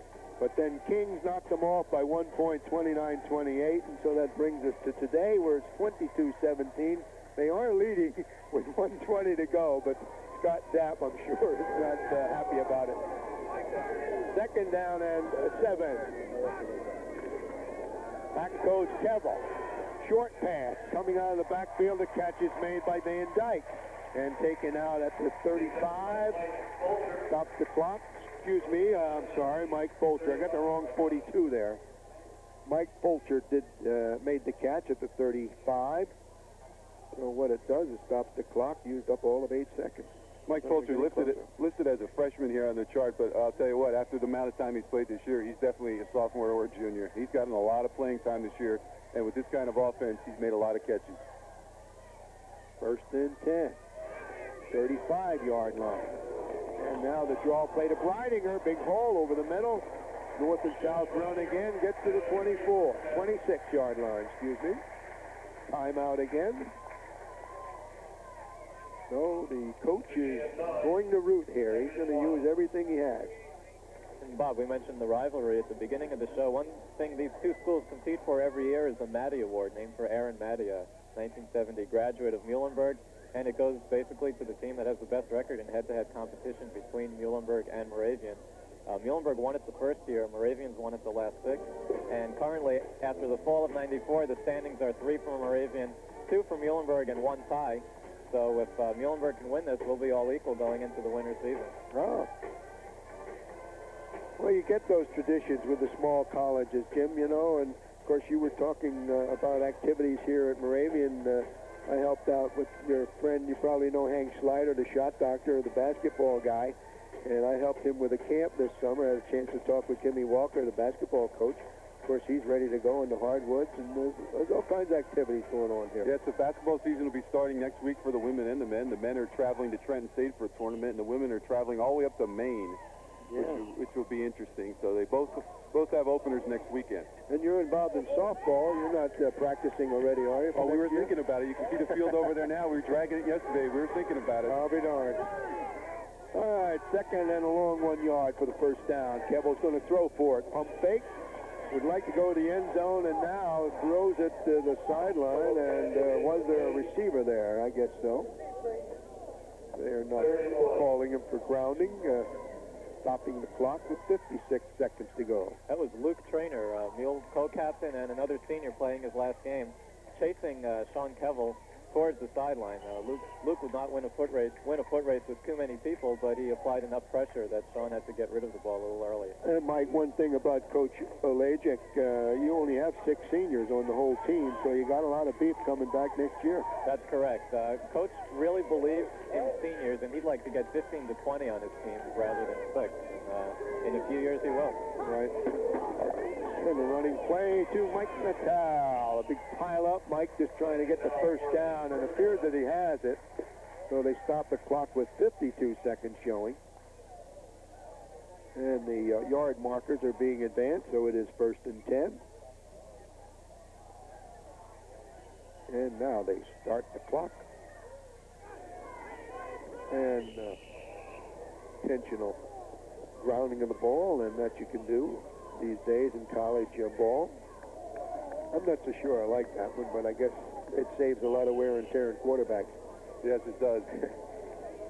I mean, it's easier on the coaching staff because it gives them a break to send a play in or talk to people about what they want to run. It doesn't look very pretty, but it gets the job done for the coaches. And the unfortunate thing about that play is that sometimes high school quarterbacks forget, and they do it, and then they get penalized for it because they cannot do that. All right, Kevel. Calls the signal. Drops and throws, going to the corner to Ndurko. Touchdown. Kevin Ndurko, why not? Kevin Ndurko making another great catch in the corner of the end zone.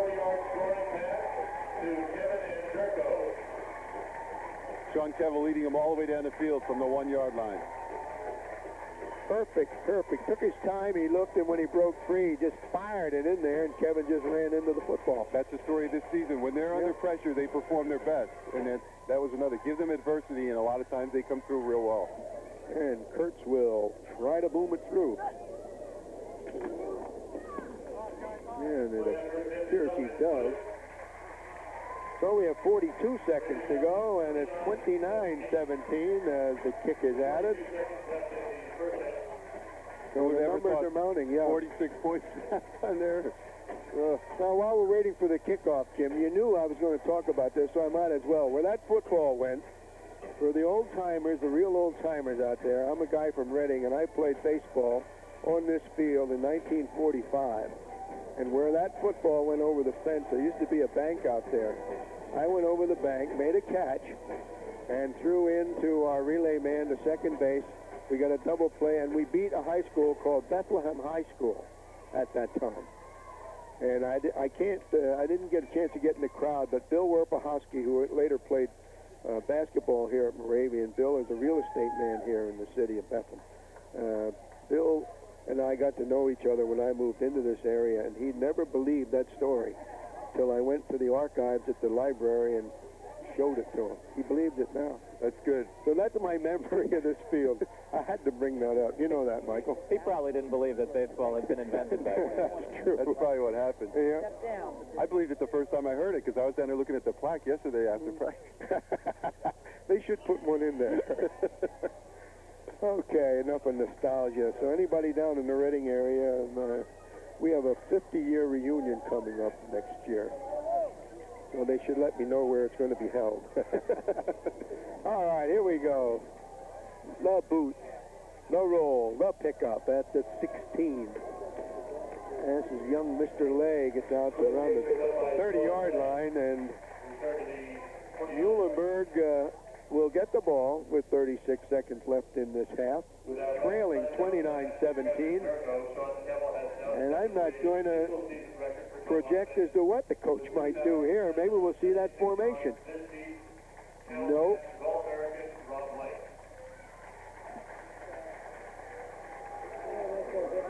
And Lokerson near side.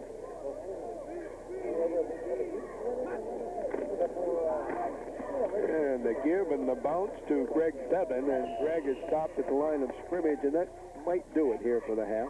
With that last pass, Sean Kevel has now set another Moravian record, which is the single-season record for total offense, with 2,776 yards this season. And our thanks, of course, to Mike Warwick, who is the SID here, your partner in crime, so to speak, Michael, and filling us in with those statistics. He's plenty to write about. My goodness. Yeah, with these, the way they keep records for quarterbacks, you can come up with a new record on just about every play. Okay, that is it for the first half. And so the first half score is 29-17. We will be back here to Steel Field for halftime in just a moment.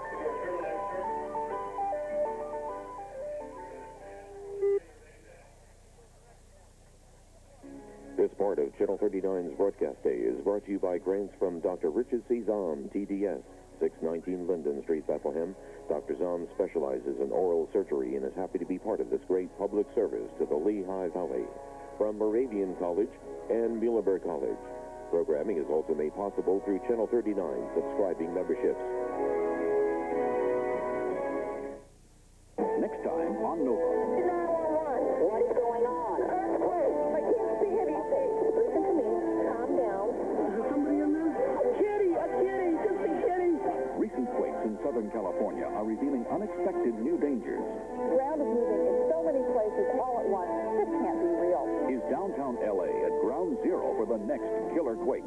That's next time on Nova.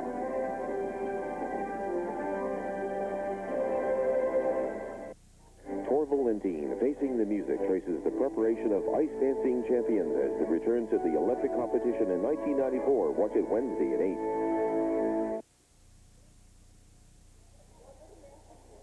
And welcome back to Steel Field here in Bethlehem, Pennsylvania. We're at halftime. It is Moravian 29, Muhlenberg 17. Earlier this week, we had an opportunity to chat with Dr. Phyllis Brust and 3 Muhlenberg students about activities in the career office. Let's check in with them now.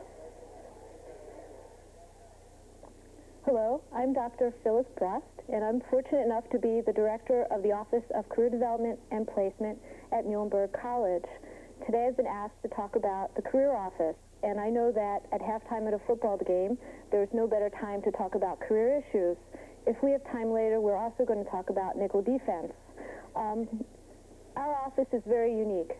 As a career office, we offer a full-service array of programs to help students make decisions about self-assessment, to provide information about career paths, everything from testing to resume writing to how to interview to taped mock interviews to panels on careers that they might not even dreamt they would be prepared for or skilled for or interested in. Most recently, we're working on incorporating the information superhighway in our work by job listings and by increased electronic resources.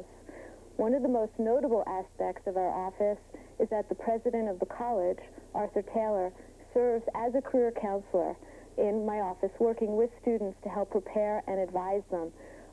One of his programs was the campaign. He initiated a program to provide personalized service to juniors and seniors as they embark on their careers. That consists of several workshops, major programs and events, everything from what can I do with my life, to what do graduate and professional schools look for, to how do you interview for a teaching job, to even dress and dine for success. In addition to that, we have a program called Interview April, in which members of the community, executives of various organizations in the public, nonprofit, and private sectors help students with interview and other preparatory skills. One of our most recent programs, Alumni in the Classroom Week, has won a national award for being innovative. From first-year students through seniors, we want to prepare, work with seniors, work with students, and offer creative programs. Now I'd like to introduce the 3 students who have joined me who are going to talk about their career plans, their experiences at Muhlenberg. First, we're going to start with Laura Muth, a junior who is a presidential assistant. I am a presidential assistant, and that means that I work half-time for the college in a administrative staff position. And I also take half-time classes, which allows me to continue my education while I'm getting experience in a job that really gives me professional responsibility. My tuition is paid for, and I receive a small stipend from the college in return for my work. I work in the public relations department, and that has let me explore career options I never would have imagined. I never thought I'd be interested in public relations at all, and I really enjoy the work that I'm doing. I do a lot of editing. My journalistic skills are growing. My typing skills are growing. The whole way I relate to people is changing. It's an incredible opportunity. Now I'd like you to meet Kim Gobla, who's going to talk about her plans.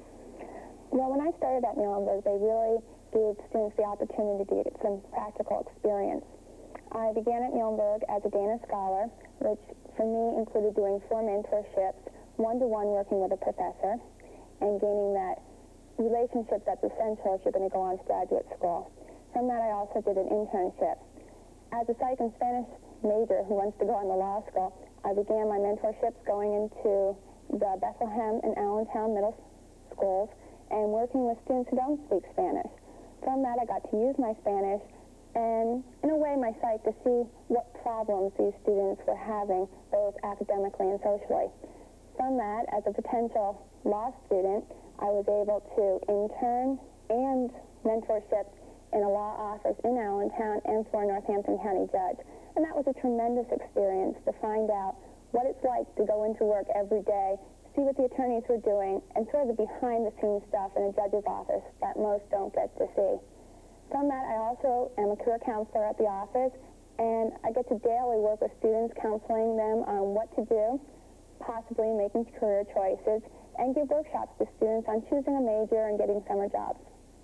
Thanks. And now, switching to the sciences, we have another senior at Muhlenberg, Jen Barnes. Okay, I started out, I always thought that I would want to be a teacher, and so I started Muhlenberg as a biology major with working in the education program for secondary education. And through the years, I've become pretty much confused because I don't know whether I want to be a middle school or high school teacher. So I've been looking at different options of possibly environmental education or some kind of a nature education, so I can get a little more experience and hopefully bring more into the classroom when I do make a decision on which I'd like to teach. And so that's pretty much it. Great, thank you very much. So here we have three diverse students with three different interests, all of whom are well prepared and have great experiences to enter the marketplace. As a career office, it's a pleasure to work with all the students at Muhlenberg, and always a challenge to find new careers and new ideas that can help students to prepare for their future. Thank you very much for the opportunity of being able to talk about the Office of Career Development and Placement at Muhlenberg College.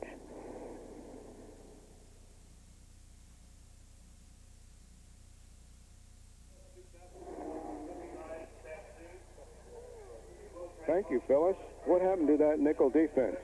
It's halftime here at Steel Field, so let's check in with Mike Warwick, Sports Information Director for Moravian College, and his guests as they discuss the upcoming NCAA cross-country championships.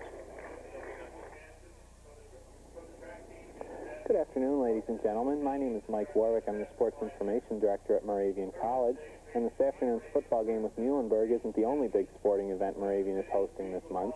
Next week, Saturday, November 19th, Moravian will serve as the host institution for the NCAA Division III Men's and Women's Cross-Country Championships.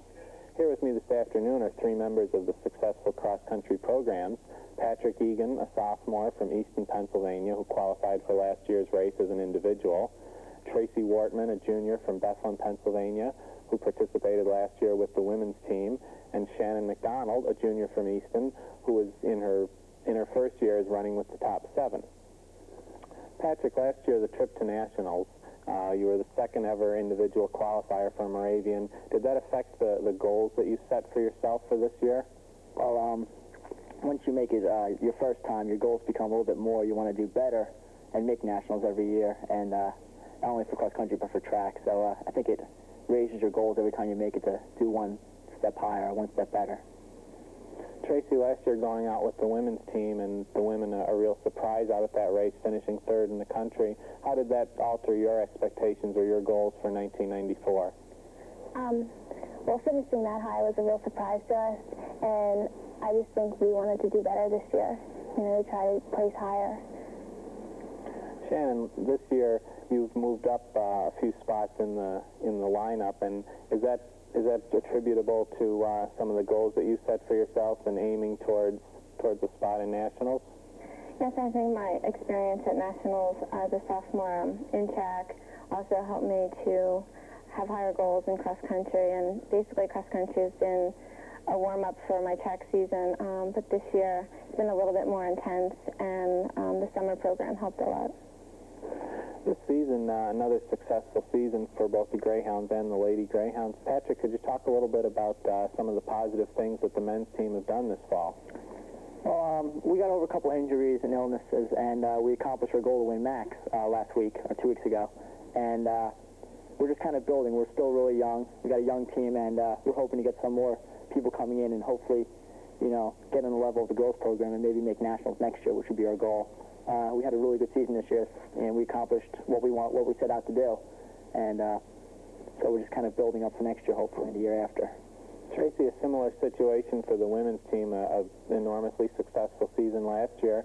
How have you felt about how the season has progressed so far this year? I think it's been positive. Even though we have a couple freshmen in the top 7, I think they've been performing very well for freshmen, and I think we could do as well as we did last year. Shannon, how have you felt about the way that the season has progressed? I think that the season went very well. So the 7 of us as a team has pulled together to win a lot of meets, and we work well together at practice and in the meets as well. So I think it's been a really good season. One thing that certainly helped the program is the influx of local talent, with all 3 of you coming from local high schools. Patrick, the Lehigh Valley is certainly a strong area for the sport of running. Yeah, it's probably one of the strongest around in this area, especially Pennsylvania, and I think it's starting to show now with all the local people that are going to local schools and doing really well, and at the high school level as well, and I think it's really becoming a running community. Tracy, you've talked some about the success of some of the area high schools, and in fact your family has now sent 2 runners to Moravian for the cross-country program. How do you think that hosting the Nationals will fit into the Lehigh Valley's running community? Well, I think the Lehigh Valley is definitely a running community, especially with Runners World being published in Emmaus, and I think that bringing Nationals here will bring a lot of the community together. I think we'll have a lot of people down there, a lot of spectators. Shannon, speaking of Runners World out in Emmaus, that's the employer of Mark Will Weber, the coach of the Moravian Greyhounds, and Mark has certainly built both programs into one of the stronger ones in the area. How has he helped the teams? He's pulled our team together, even at low spots in the season. He really keeps us working hard, and he's a very upbeat coach, and keeps our mental attitudes very positive, both men and women. And he's a great coach, a great person. Well, we certainly wish Mark Will Weber and the rest of the Moravian programs good luck with the rest of their cross-country season. Once again, the Nationals will be held next Saturday, November 19th. The men's race at 11 a.m., the women's race at 12 noon at Goodman Campus Course on the campus of Lehigh University. And now let's get you back to the Moravian-Muhlenberg game.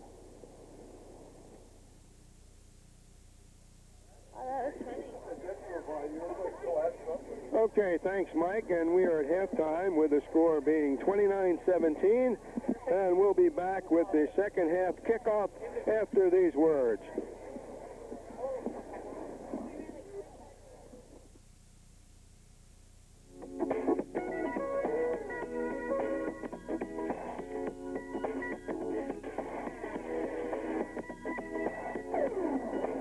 Let me ask you this.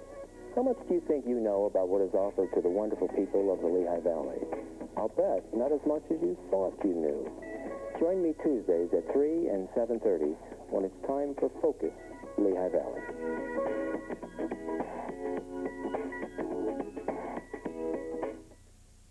Torval and Dean, Facing the Music, traces the preparation of ice dancing champions as it returns to the Olympic competition in 1994. Watch it Wednesday at 8. This part of Channel 39's broadcast day is brought to you by grants from Dr. Richard C. Zahm, TDS, 619 Linden Street, Bethlehem. Dr. Zahm specializes in oral surgery and is happy to be part of this great public service to the Lehigh Valley. From Moravian College and Muhlenberg College. Programming is also made possible through Channel 39 subscribing memberships.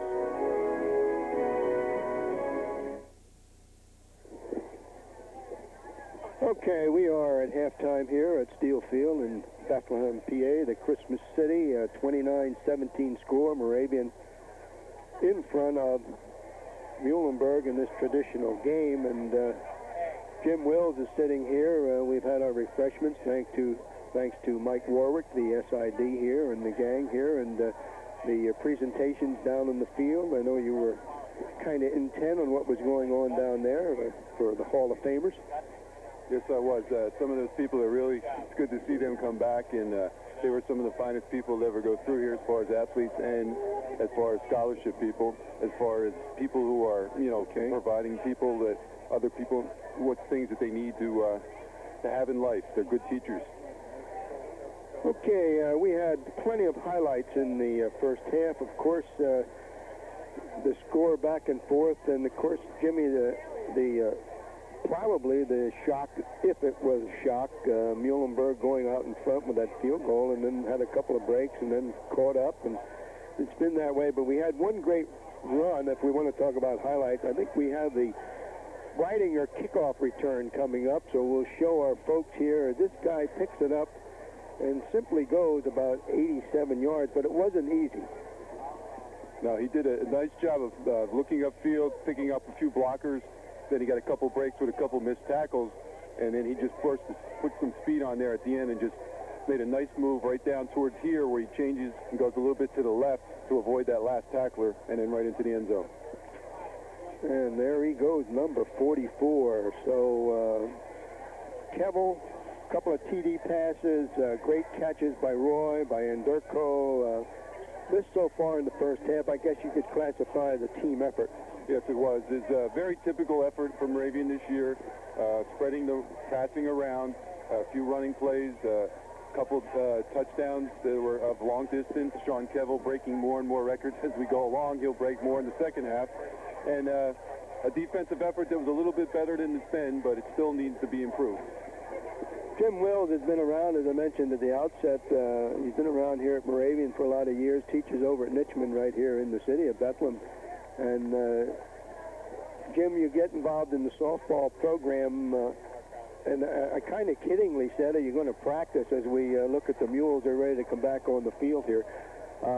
I don't know, are there restrictions with the NCAA as to what you can do with those young ladies? Yeah, yes you can. When it comes to Division III, you have a certain time period you can practice, which will, start probably at the end of January and then continue into the end of the season, which is in May. And this year we played a couple fall games where you can go and practice 1 or 2 days a week in the fall and then have a tournament or two to go to. And that's what we did this year. We went up to Misericordia and had a tournament. And it's good because you get to see the incoming freshmen and see how good they are, and the kids that you have coming back from last year, you see how hard they worked over the summer, because that's one of the things that I do here is strength and conditioning consultant to all the teams. So I get to see who worked hard over the summer and who didn't, and we get to see exactly who made progress in the strength and the conditioning and the speed part. And it's real interesting because softball is an up-and-coming sport here, and Muhlenberg has been doing very well for the past couple years, and then Moravian last year had a school record winning season, so they won a lot of games last year, and so they hope to win a lot more this year. Right. Okay, well, let's take a look at the first half statistics, Jim. We can make some comparisons, and I'm not really a numbers guy when it comes to this game of football, but a lot of times when you just glance at it, you find out that there are some outstanding numbers. There are a couple of them right there. You see the rushing yardage right there, 89 to 21 is a big one. You wouldn't have thought that if you watched the first quarter the way Muhlenberg was running the ball there. But passing a little bit the way I thought it would be, even up 177, 166. The thing that you surprised at is 7 penalties for 59 yards, but a lot of those have been those unsportsmanlike conduct penalties. And the turnovers, 1 and 2. When you put the ball up in the air as much as both teams do, you're going to have a lot of numbers in that turnover category. And we're waiting for the Moravian football team to show up.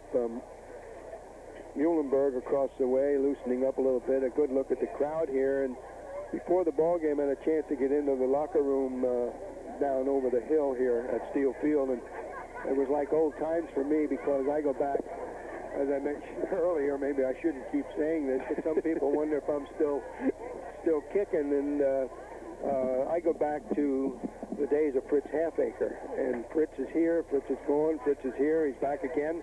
And Fritz, of course, was a well-known coach, football personality, sports personality, really, in the Lehigh Valley, and for a number of years went across the river into New Jersey and had some great football teams, and then came back here, and I guess now he's found a home here at Moravian, because he's sitting down there nice and smiling, and it was nice talking with Fritz. Great bunch of assistant coaches for Coach Dapp. Ron Cardinal was down at Kutztown University for a while, was here in the high school level for a while. At Northampton. Yeah. And, of course, I see Ed Little every now and then, and I keep telling myself when spring comes around, I'd like to get into baseball. And, of course, Ed did some baseball coaching here, so maybe I can talk to somebody here, get to be an assistant. My arm is still in pretty good shape. Right. One of the interesting things we do here in the summertime is John Byrne, who is the recruiting coordinator for the Moravian Greyhounds, is an associate scout for the Cincinnati Reds. So they have a Cincinnati Reds tryout camp here in June every year. And it's really interesting to see who comes to show up to think they can play pro baseball. And and they run them through a series of tests, and we help out with those things. And it's really interesting to see how some people think they could play pro baseball with the statistics that they have.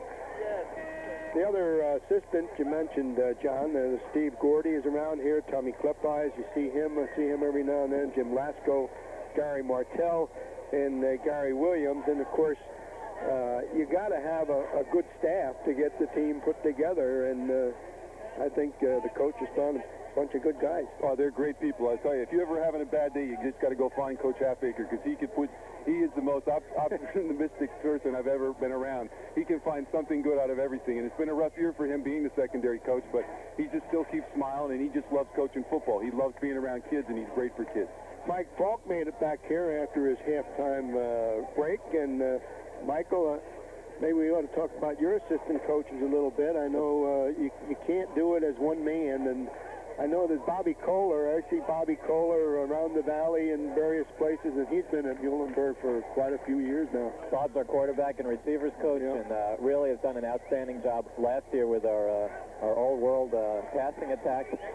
This year he's done an excellent job, again, trying to get Jason Jackson as the new quarterback. Our other assistants, very quickly, offensive coordinator is Vic James, coached at Bowling Green the last year. Then we have Bob Kohler, as we mentioned. Offensive line coach is Bill Lacey from Stroudsburg. Played for Coach Olejak at Villanova.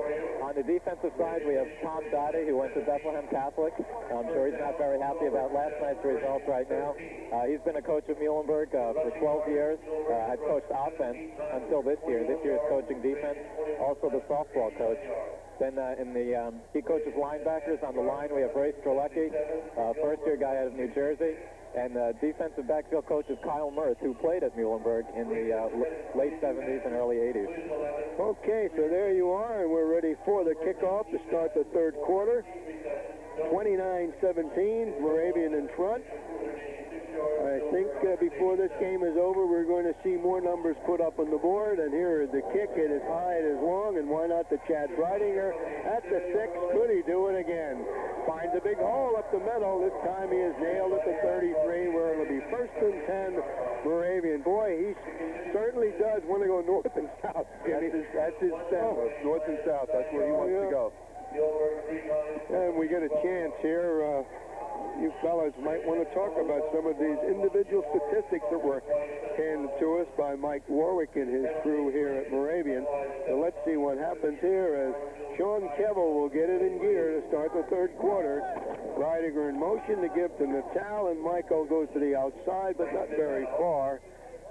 He stopped just about at the line of scrimmage. Sean was 11 for 22 in the first half with 3 interceptions, 177 yards, and 2 touchdowns, which is a normal byline for him in most games. Interceptions probably a little bit more than usual, but his normal byline is about 200 yards at halftime passing. Well, when you can throw 3 interceptions and get away with what you're getting away with, you don't mind throwing the ball. That's what it comes down to. Yeah. In the slot to the near side is Jeff Roy, in a pretty good first half, too. Let's see if they go to him early. They're looking for him. Comes outside, Kevel being chased. Now drops it over the center, and maybe was going to Breidinger. Breidinger slowed down a bit around the 45-yard line. They couldn't get it to him. How did the Mule stats look, Michael? Well, anybody we want to point out here? Jack's not doing badly. Jack, 8 for 19, 166 yards. That's a fine total for one half. Perhaps the most important stat, 17 points.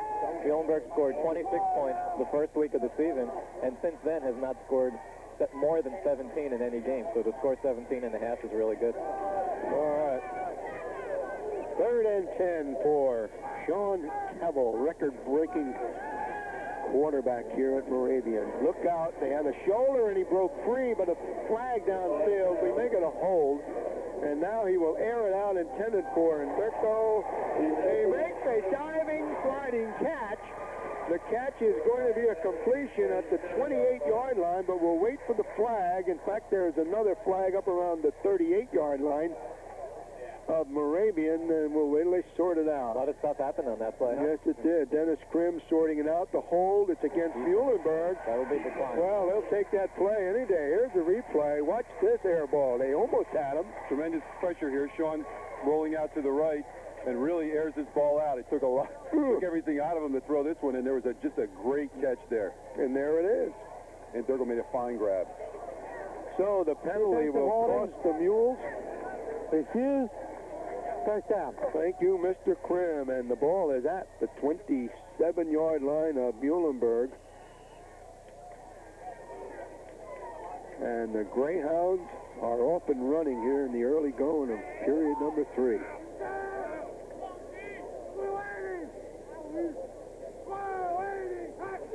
Well, we're picking up the signal call. Kevel looks over the middle, breaking loose, but not quite loose enough as Jeff Roy needed another stride. Sean Kevel dropping down the sidearm on that pass and still got quite a bit on the ball. And we're getting a hold against the Greyhounds, so we will step off the yardage. Down will remain the same. But holding, offense, replay first down. This is the third time in this game, twice from Muhlenberg, now once from Moravian, where we've seen a long pass into opponent's territory followed by a penalty. And I think more than the yardage, the penalties disrupt the continuity of an offense and are very damaging. So you just go back to the drawing board and regroup. So it is first down and 23 yards for the first down. And here comes Breidinger, shrugs his shoulders, gets to the 35-yard line. I'll tell you, one of the misleading things when you look at the stat sheet from the half is you see Moravian with one punt, and if you didn't know any better, you'd say, oh, one punt, they must have had a great half, and then all of a sudden you realize that you look at the sheet, it's one punt that was blocked and scored a touchdown for the other team. Yep. I mean, that's one of the misleading things I'm looking at when I see this stat sheet in front of me.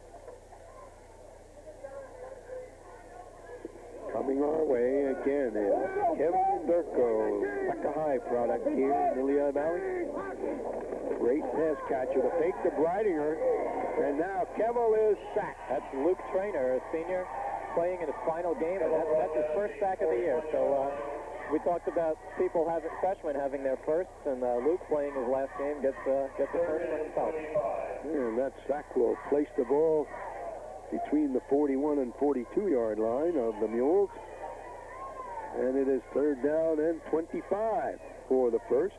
But the way Sean Kevel can throw the football, he airs it out 55, 60 yards and no trouble. And the wideouts go to the left side this time. And Durko and Roy. And he's looking. He is looking. He wants to go long. And again, he kind of underhanded, intended for Mike Natal, and that saved a grounding situation. Another little sidearm action there from Sean Kevel. About the only way he could have gotten rid of that one, Jim. Chip Top, Luke Trainer, and Jason Novak all over him on that play. Jason Novak really, as a freshman, has gotten him quite a few plays this game. And you saw Kevel come to the sidelines. His shoulder pad was taken out of the jersey. Now we get a kicking situation. Chad Kurtz back to do the punting. He punts it left-footed, kicks off right-footed. And it will be fielded, but not in time. That will be a touchback, and the ball will come out to the 20. But again, fellas, there's a yellow flag at the 30-yard line. They are falling quick and fast. Now a little discussion. Kurtz didn't get that parallel bounce as Frank Griff had gotten earlier in the game. No, I don't think there's many of those laying around for most people. That was a tremendous punt in the beginning of the game.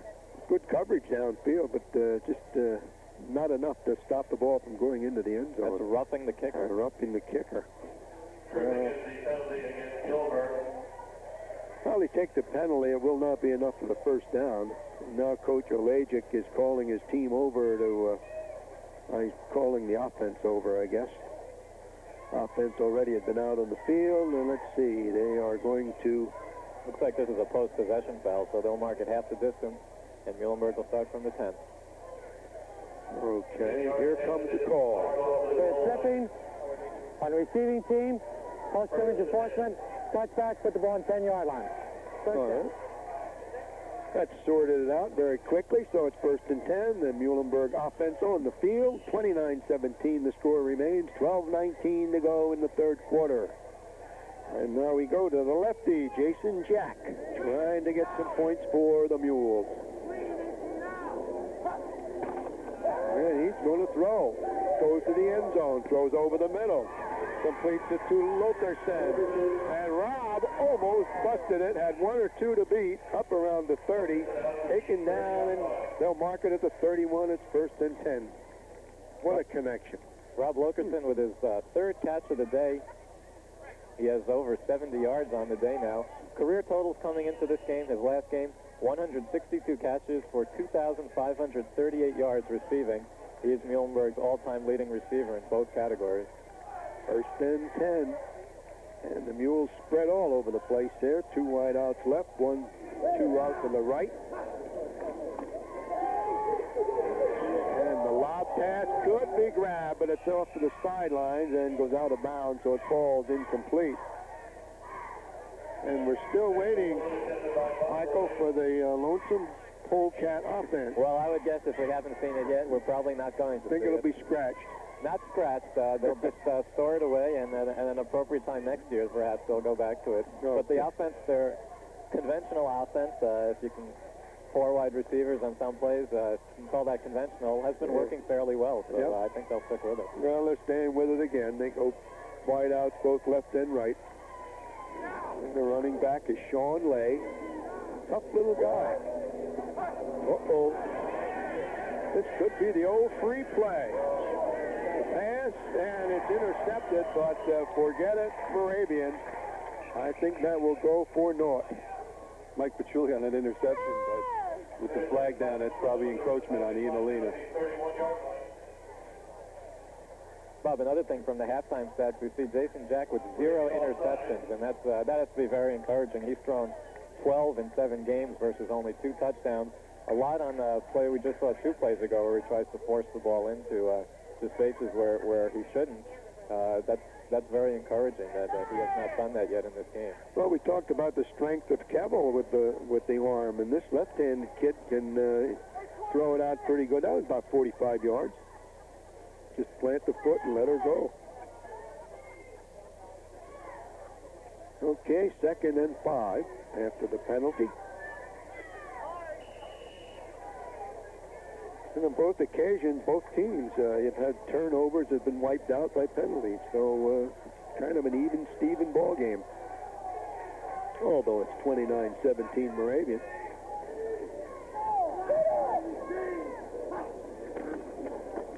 Back again. Good protection. Now the ball deflected and intercepted. Intercepted by number 35, Sean Richardson, a sophomore out of King of Prussia. A tipped ball at the line of scrimmage. We didn't see who tipped that yet. Maybe we'll see that in the replay. But a tipped ball on the line of scrimmage, and Sean Richardson intercepted. Yeah, they talk about the tip drill every so often, and this time it really worked. And here we go as Jack is finally flushed out a little bit, and there's the hand, and again, couldn't quite catch the number. But there is the interception. Maybe I should just keep my mouth shut. How about that? Yeah, there's the first one, yep. It always happens that way, Mike.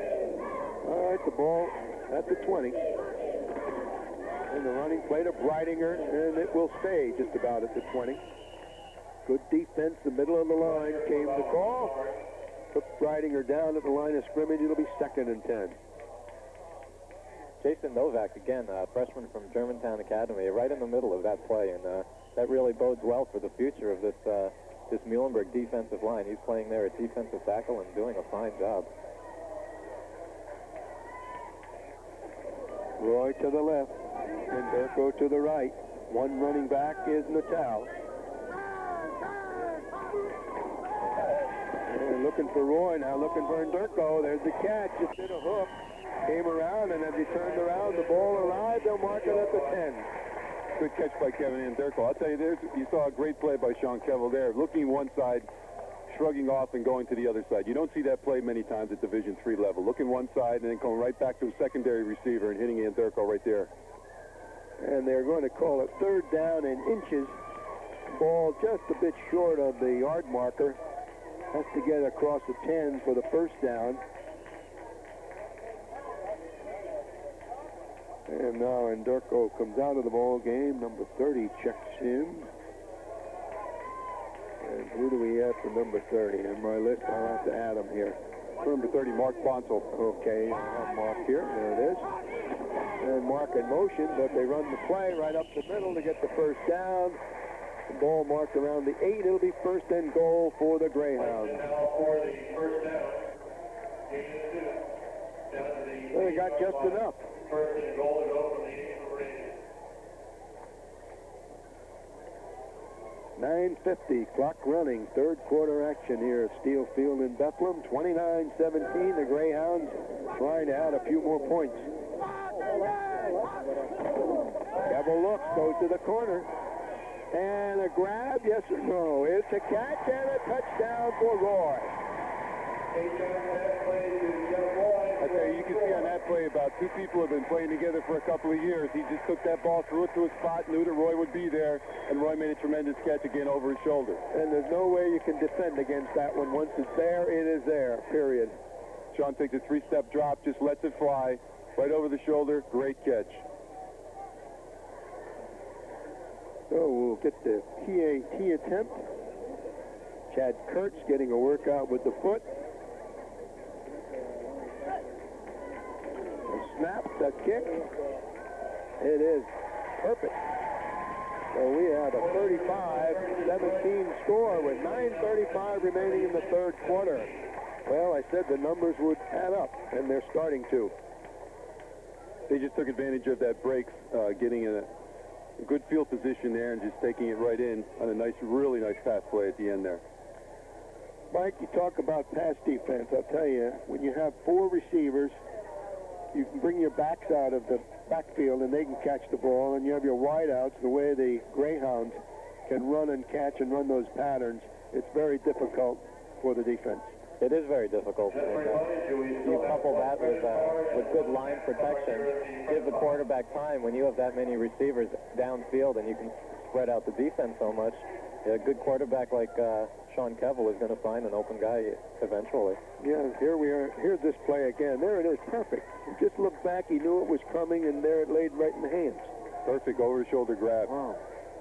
Well, now the Mules will just have to regroup and come back and see if they can counter this touchdown. See Steve Peters back to receive this kick.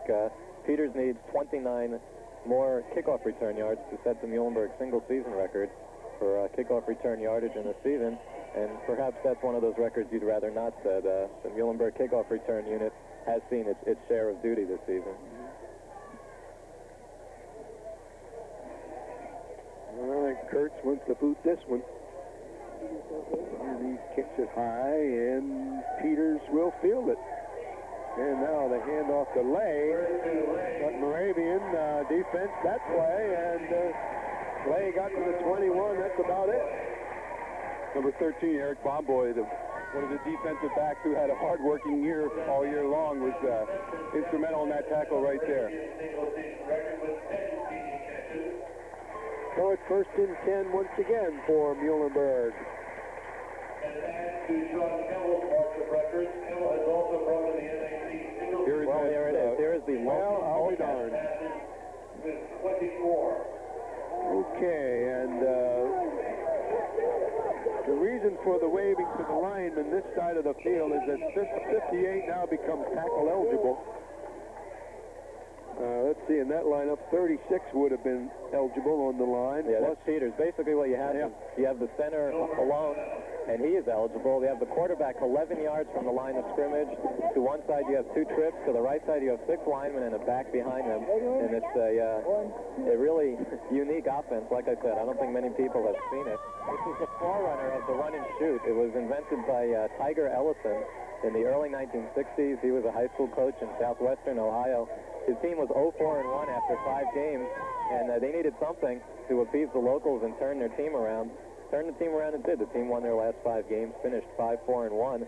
They used this for the next 4 years, and the team averaged a touchdown every 10 plays.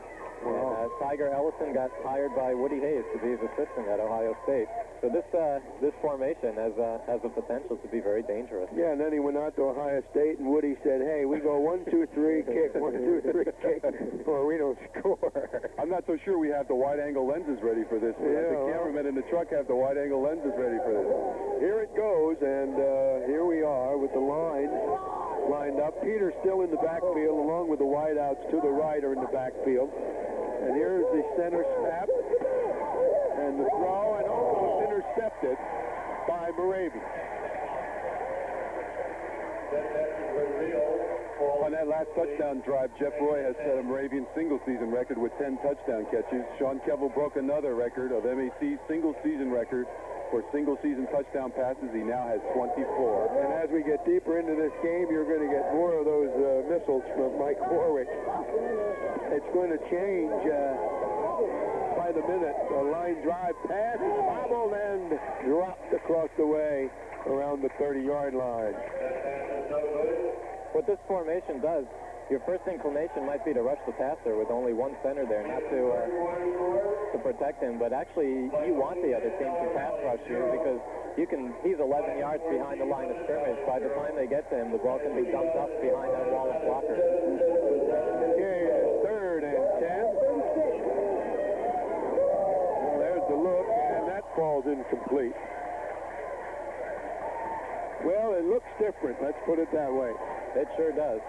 You won't see that when you turn on the TV tomorrow in an NFL game, I'll tell you that right now.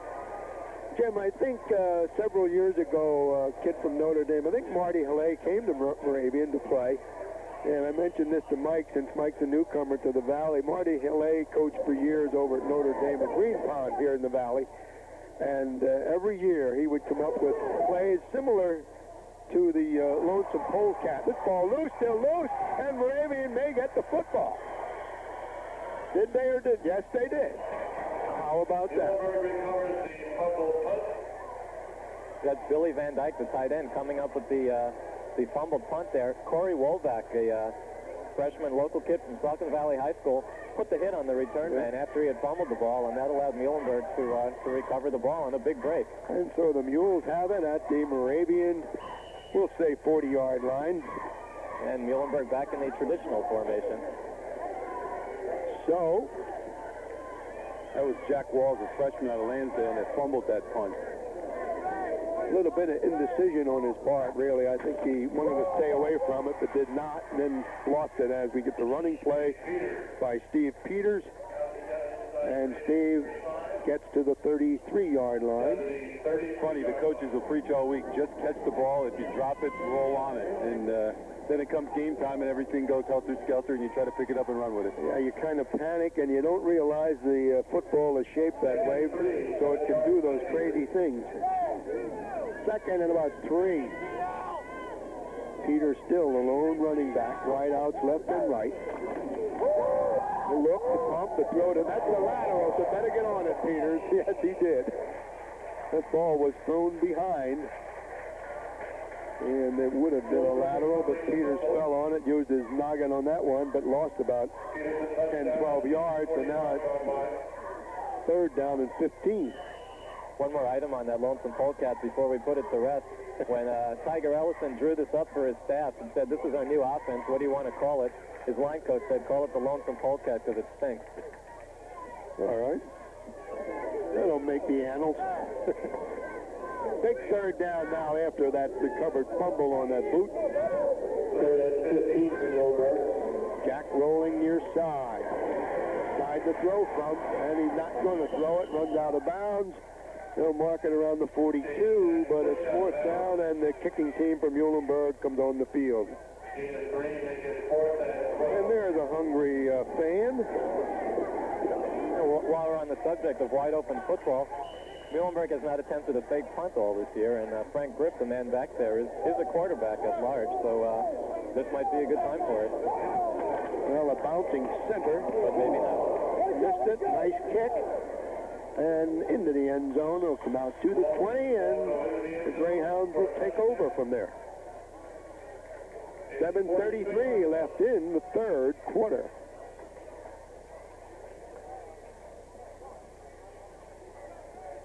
And, of course, the folks watching this ball game on Channel 39, when it is over, can run out and watch exciting high school football here in the Lehigh Valley as the District 11 playoffs are underway, and some great prospects. Some of them probably will end up at Muhlenberg and Moravian.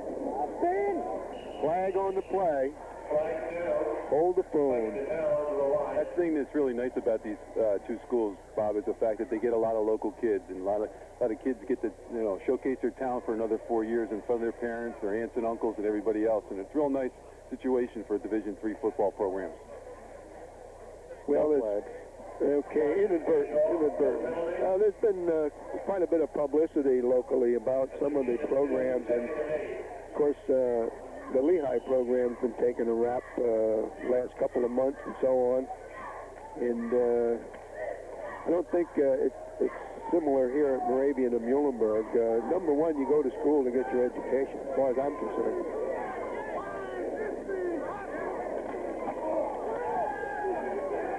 The roll, Kevel shoots it out to the side, and it is going to be called a catch. Up at the 38, the assistant coach over there said no catch, but the official had the angle on it, and Durko makes his second sliding catch of the game. And this time it's up at the 37. They'll mark it and up for the first down. Bob, one of Greg Olajak's first priorities is to get local talent in the Muhlenberg program. Coach Olajak himself from Whitehall, and fully aware of the quality of football they play here in the Lehigh Valley. And again, the ball is loose, and go.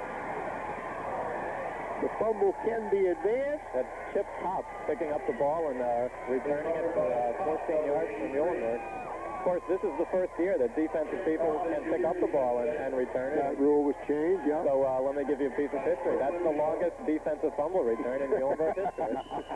All right. Put that guy's name in the book. That's right. All right, the ball at the 24, and once again, the Mules have a turnover that goes their way. And here comes Lefty. Come on, Jason.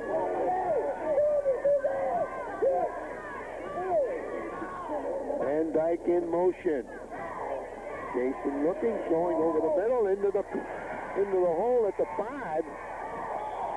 And now Moravian will get it back. Now they're going to call it down by contact. That was Rob Lokerson making that catch. That's the second time today we've seen him within smelling distance of the goal line. Rob scored 2 touchdown passes the first week of the season, hasn't caught one since. I'm impressed by that throw. That was a bullet. On the clothesline, right to Lokerson, at the knees, could not be intercepted, and he is down and then loses the ball. So a good call by the official. It's goal to goal for the Mule. Greg Bevan, the running back. They look to the outside corner and overthrown to Mike Paczki.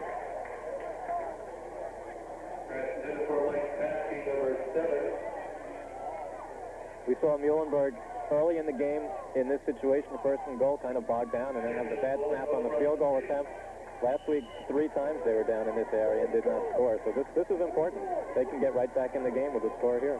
Well, they have Bevan in the backfield again. Oh, Shazam. They're going to throw again. And it is no catch.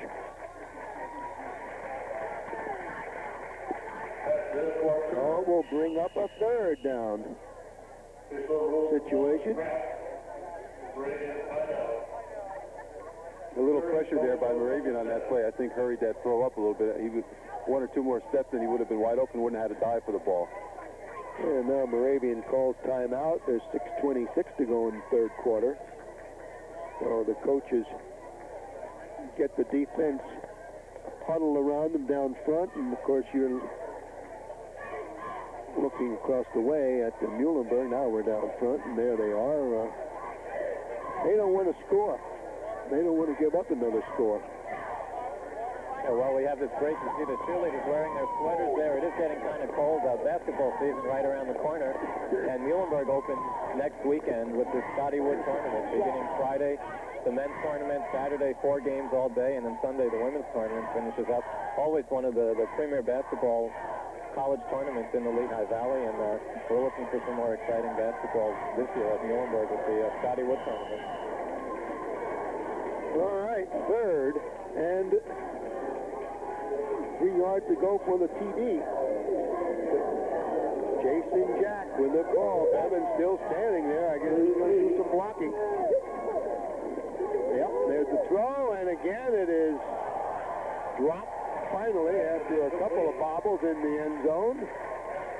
That pass went through about 4 different people, touched about 4 different people.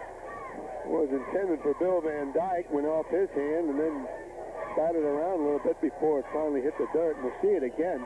See, another thing that I don't think people realize is the fact that him being a left-hander is a whole different setup with when you're doing this defensively. Right. When you're playing against a left-hander, their strong point is going to the left side. So that's a little bit different for some people to be used to. Well, one more crack for the Mules. Here comes Van Dyke in motion. Third straight time. They're going to try it, and now Jason Jack is taken down. Jeff Hudson, who's a sophomore out of Central Catholic, penetrated through there and dropped the quarterback for a loss. And another break goes by the board for the Mules. You have to take advantage of those opportunities. They only come several times in a game, and this is the second time today that Muhlenberg has let one go by. Well, they had a great chance to get closer here. The score is 36-17. Moravian in front. But the Mules certainly have had their opportunity. And now the give inside, and it is Mike Natal with the football. Gets over the 15 to about the 17. And we have a, well, it looks like injured, but those two guys were simply blocking each other. And the mascots are here. The kids are here. Great afternoon for college football here in the Lehigh Valley. Could be a few degrees warmer, don't you think? Could be a little bit warmer, but it's a lot better than a couple of years ago. Yes, it is. There's no rain, and it's a lot better. John Kevel yelling out the signals. And good second effort there as Natal gets over the 20 to the 23. Short of the first down, or they're going to bring the sticks in, maybe. Yep, they're going to take a measurement. I believe this is our first measurement of the day. Somewhat unusual. I think you're right, Bob.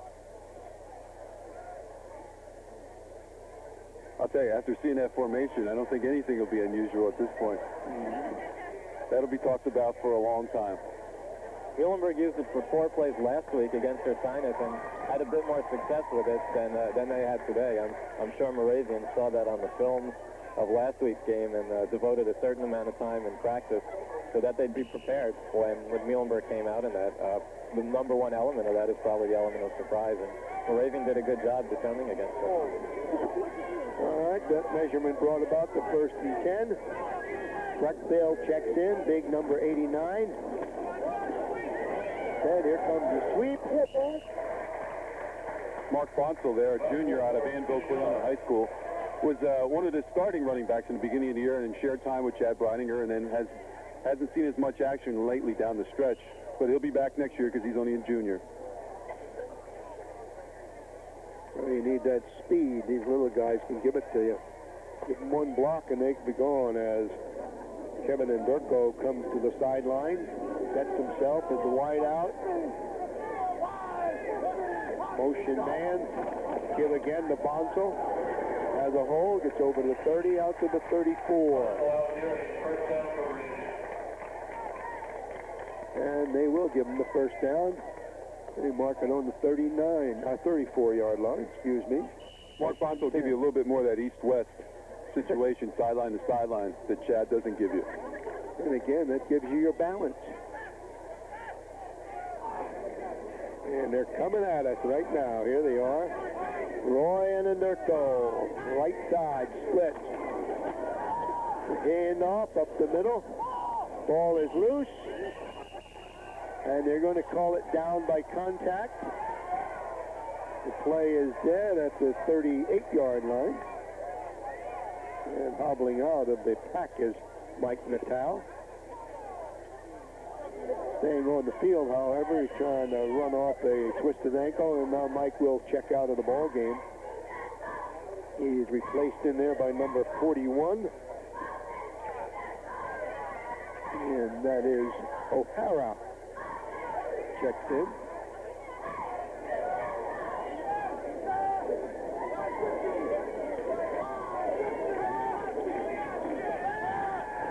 And O'Hara goes out with going long, and they threw the ball to Endurko. Boy, was he speeding down the field. Number 41 just took off. They've used Collin a lot this year on kickoff returns.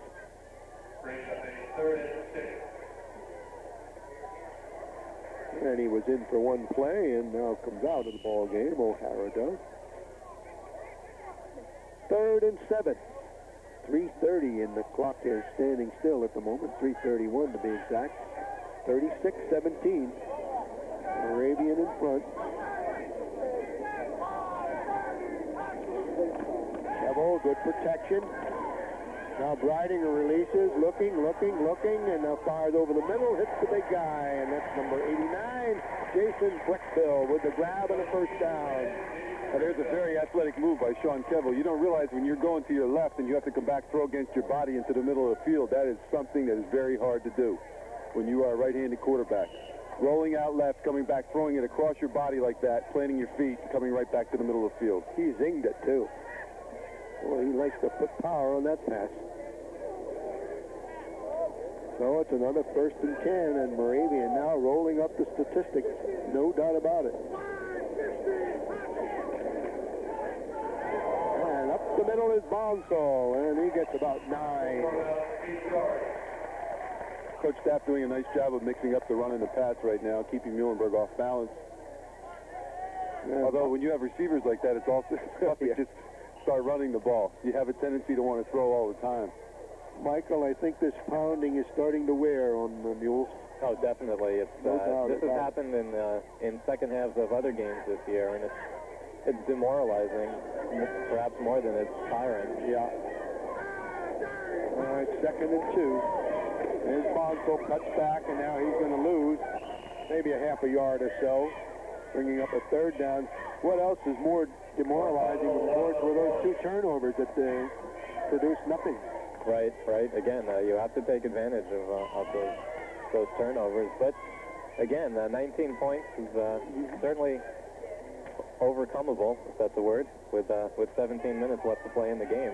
But they have to stop them first. Well, we got a good chance here. It's 3rd and about 3. Bonsall in motion. Kevel wants to throw. Oh, look out. Oh, what a catch. I told you earlier, Mike Fulcher has become more older than his freshman year, and that's what you see right there. That's a seasoned veteran reception right there. Wow, you talk about great efforts. The freshman from Cherry Hill will see this again and watch the outstretched arms and then the hands and the football right there. Give me. Yeah. That's a great catch for a tight end.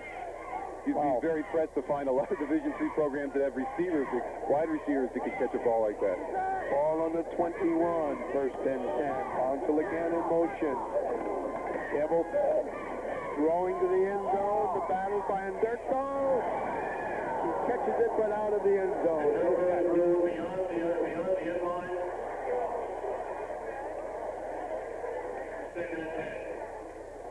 So Kevel had the matchup he wanted. You could see his eyes light up when he threw that ball. He knew he had it, but just threw it a bit too long.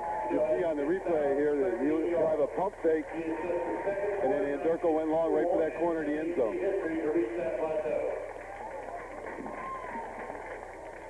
2nd and 10.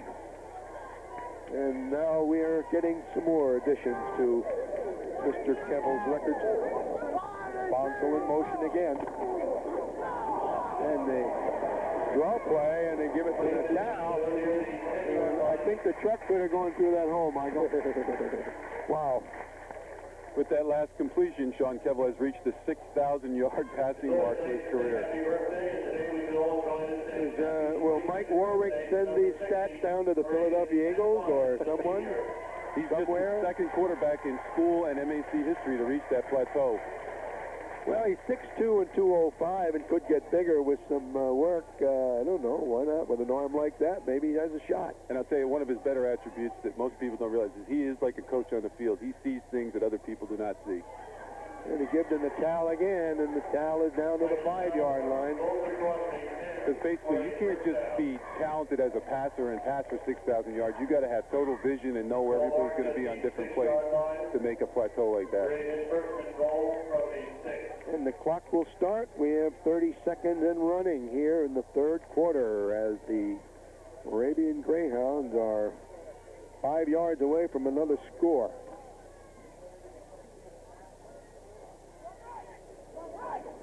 And they've been resting Breidinger, too, so he's had a pretty good game. There goes Bonsall trying to get the corner and does not make it. The ball will be marked around the 2. And that will end the third quarter. Okay, after 3 quarters, it's 36 for Moravian and 17 for Muhlenberg. We'll be back with the fourth quarter after these words.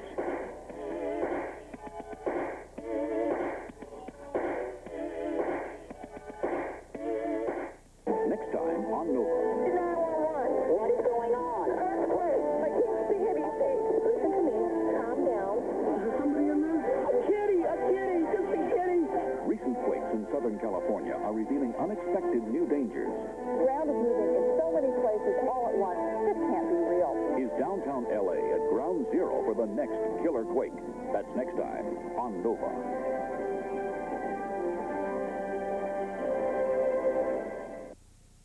Torval and Dean, Facing the Music, traces the preparation of ice dancing champions as it returns to the Olympic competition in 1994. Watch it Wednesday at 8.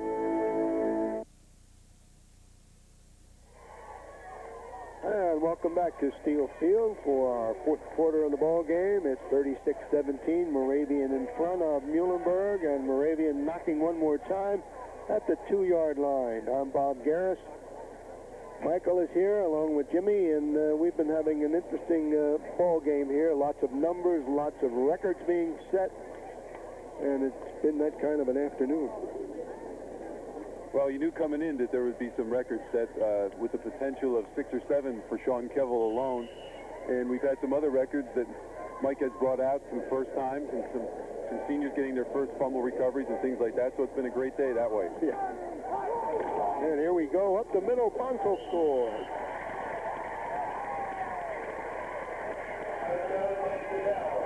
So, another Greyhound into the act, and I think the PA guy missed it, and that's Mike Dowd, who's been on the PA for a long time, and it was Mark Bonsall who scored.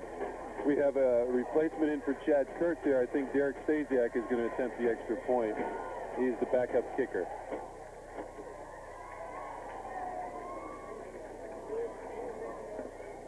Okay, and holding the football will be Jeff Roy, waiting for the snap. It is down, it is up, and it is gone.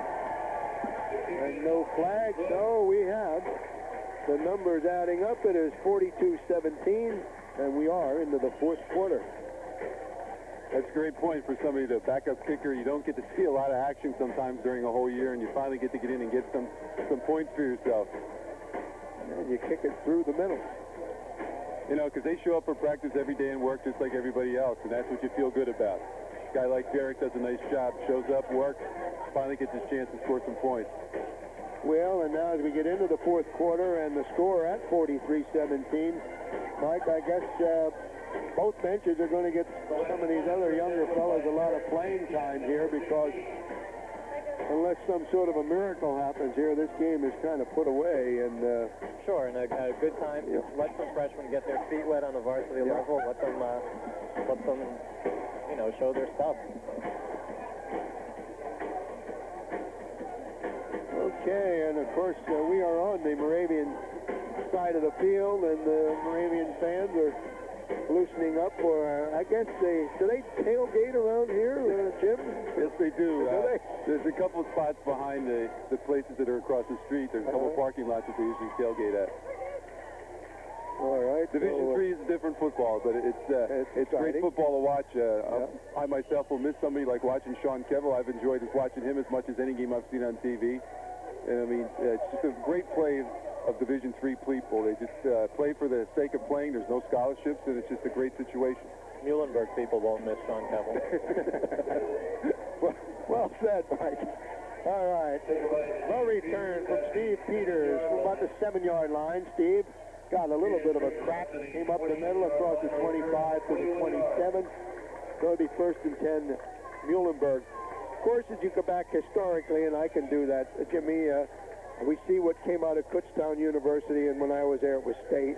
But since then, University, you have 3 guys at least went to the pros, and the one now who may play tomorrow is Andre Reed, a friend of mine. I always talk about Andre, who got hurt last week, and hopefully he'll be able to play tomorrow. And then when you get into broadcasting, you get a guy that's been with a number of teams, a couple Super Bowl rings in Matt Millen, and now he's, of course, with Fox Network doing broadcasting. So even though you go to some of the smaller schools, although Matt went to Penn State, you know, there's possibilities for a lot of things, and this tackle is made and takes Bevan down. But what I was getting at is you never know, Michael or Jim, you never know when these scouts are around, and some of these catches that we've seen made today by the receivers have just been unbelievable, which shows that they have the talent and they go out and get that football, and that's what you want. Absolutely. There's so many fine high school programs around the country. Some talented players do escape the Division I recruiting net and do come to programs such as Muhlenberg and Moravian.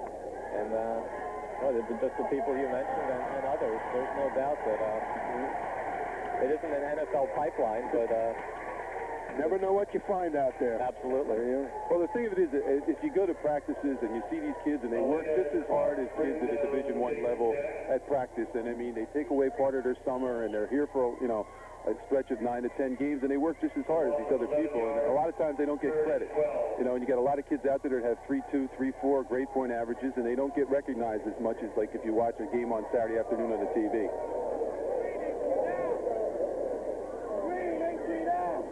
Okay, we have a 3rd and 12. And Jason is going to get blindsided. Well, he got it away, but over the top. There's a penalty call. There's interference on Moravian. Defensive pass interference is the call. I don't know if that was too close, that call. Looked like the defensive player came over the shoulder before the ball got there. I believe it was just a step too early. Yeah. Perhaps he thought the pass was tipped, but I believe it was the passer that was tipped and not the pass. I think so. That was Mike Petrulli, number 11, coming over the top. Automatic first down. Okay, so they'll put the ball at the 38-yard line, and it's 1st and 10. Getting back to Division III football, you might make a case that these kids work harder. They're not on scholarship. If they stop playing football, their lives are a lot easier. They can just concentrate on schoolwork. These kids play for the love of the game, and they're really to be commended. Good point, Mike. 1st and 10. Jason Jack and his long count. Now looking, firing, and not enough muscle on that one. Well, they're going to throw the flag. I'll tell you, Mike, in response to not missing Sean Kevill, I think Jason is going to be around for a while and be a good one, too. So I think that the Moravian staff is probably thinking the same thing. We got to face this guy 3 more years. And I'll tell you, I see a lot of Sean Kevill in him. Sean started the last 3 games when he was a freshman, came back Muhlenberg in the Muhlenberg game and led him to a victory. And I can see the same principles in him. He's got a great arm. He's got that advantage being left-handed. And I think that he's got a great future in front of him. Absolutely. And here's the penalty call. Ineligible receiver downfield. Offense. Replay first down. Okay, that cost the Mules 5 yards. It's 1st down and 15 to go. Ball back to the 33-yard line. We talked about the Muhlenberg injuries a little earlier. One person we did not mention was Joe Chrisman, senior co-captain and the starting offensive guard. He tore some ligaments in his knee at homecoming. He will be sorely missed, probably the best offensive lineman on the team. And his replacement is another senior, Dave Frank, who today is playing his last game. And there's the bullet out to the side. The catch is made. And why not? Get it to Bill Van Dyke, the junior receiver. Makes the grab and maybe right at the 1st down marker. And quite a day for Billy Van Dyke, the tight end. That puts him over 100 receiving yards for this game. Well, now this is close. It's 3 or 4 yards away from the end of the stick, and they're going to make sure that it's 1st down. I think it might be short by about 2 inches. They stretch the chain. No, he made it by 2 inches. So 1st and 10 for Muhlenberg. 43-17 if you've just joined us on Channel 39 Sports. 12:59 to go in the game. By calling 15, Del Val 0. Van Dyke, who made that catch, also a left-handed starting pitcher on the Muhlenberg baseball team. And that's another thing you see at Division III, athletes playing multiple sports. Terpstra, who recovered that kick for the touchdown earlier, is a wrestler and qualified for the national championship last year as just a freshman. Several baseball players, Jack, I believe, is a left-handed pitcher. We'll see him in the spring. Whoa, look out. That's called meeting the wall. I tell you, that's another thing that amazes you when you see kids. We have a couple kids at Moravian that are like All-American in 2 different sports. I mean, it's just incredible to think that some of the things that these kids can do. And a lot of these kids that could have went to bigger schools, and they decided, I don't want to go big, I just want to stay small and be a big fish in a small pond, and it's worked out great for them. Second and 12 after the loss on the play.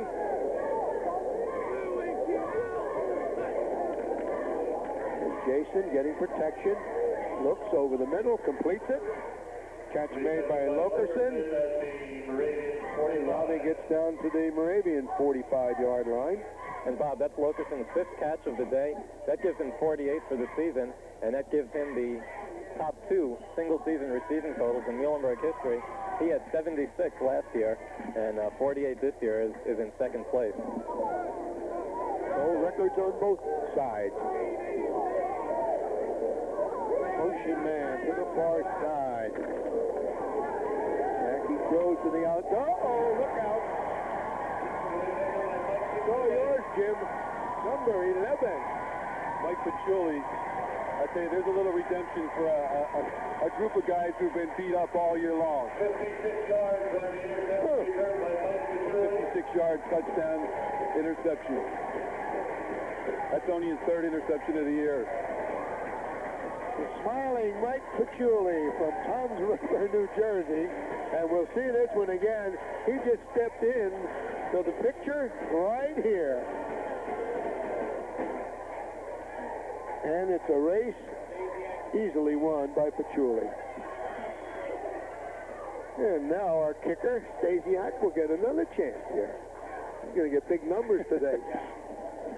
I could be able to live with Derek here after making these 2. He does the second one. Looks pretty good. There it is. Going. Well, the numbers are now 50, 17, and we have 11:19 to go. And I'm going to look at the scores of previous games, Mike Falk. And the number 50 kind of comes out at me for some reason here. Yeah, this is the 4th time this year they've given up 50 or more points. Yeah. And a lot of people would blame that on the defense, but a lot of that are on scores just as we see right here, where it's an offensive turnover that leads directly to a defensive score.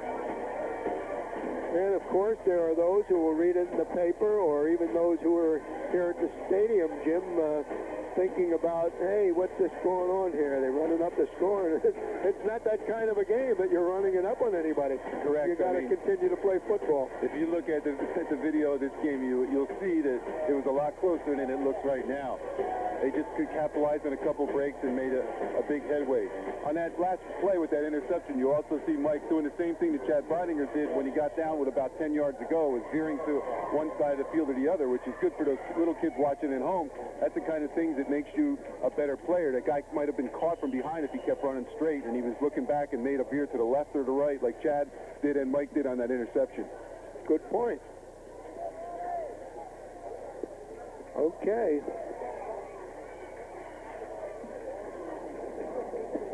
And Mike Warwick, the sports information director at Moravian, keeping very busy here this afternoon. And Van Dyke has the football, catches the short kickoff, gets out across the 37. Van Dyke's been a busy man today, over 100 reception yards, a fumble recovery on punt coverage, and there returns the kickoff.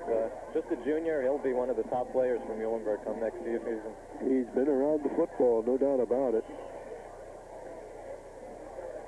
And now we may be getting some changes, so we'll keep an eye on it, but Lokerson comes out wide. Muhlenberg still trying to get in here and get a couple of scores. They've had plenty of opportunity here in the second half. Just have not been able to connect. They're the down and out, and that will be completed, at the 40-yard line. That's Mark McGavro right there, who we've seen earlier kicking a field goal and 2 extra points from Muhlenberg. He started out at Division I. He was recruited by Colgate. They wanted him to only kick. He wanted to do more than kick, so now he's playing at Muhlenberg. He's receiving. He plays on the kick coverage team, and he does kick, and he's done a fine job at everything. Okay, Jason Jack continues to call signals for Muhlenberg. And looking over the middle to cut in, a good reception by Lokerson. And now he's driven back. They'll probably mark it at the 45-yard line. And that's a first down for Muhlenberg.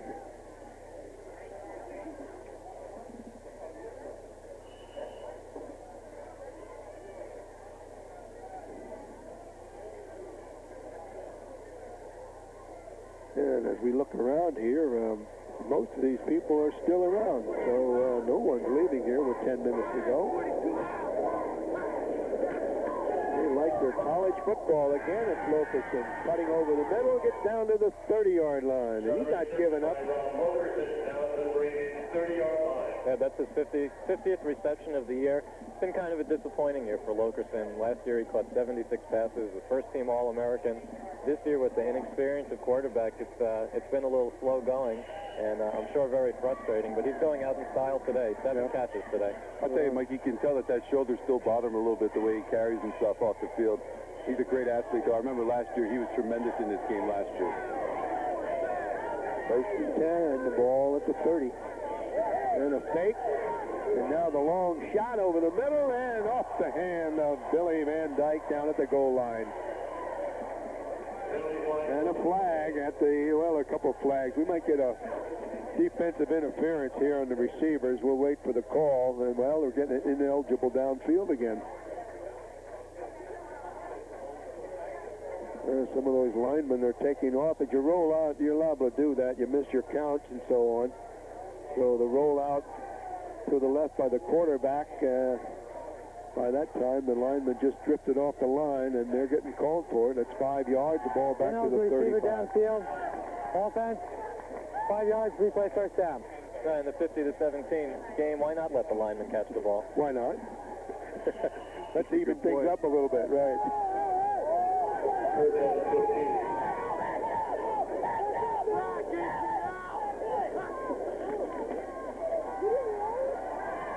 And nice touch. And almost on the bounce, and now Lokerson got nailed again, and he's going off. He is in the end zone, and there is like he's holding his right wrist. Yeah. He ran into a crowd, and now he's reaching up at his shoulder, so that's it for Rob. He's going to take it easy. We might see where he gets bounced. And here's the throw. Nice pass. Right. Well, I think he might have got a helmet on the wrist there. That's probably what it was. Yeah. So he will go to the sideline. Second and 15.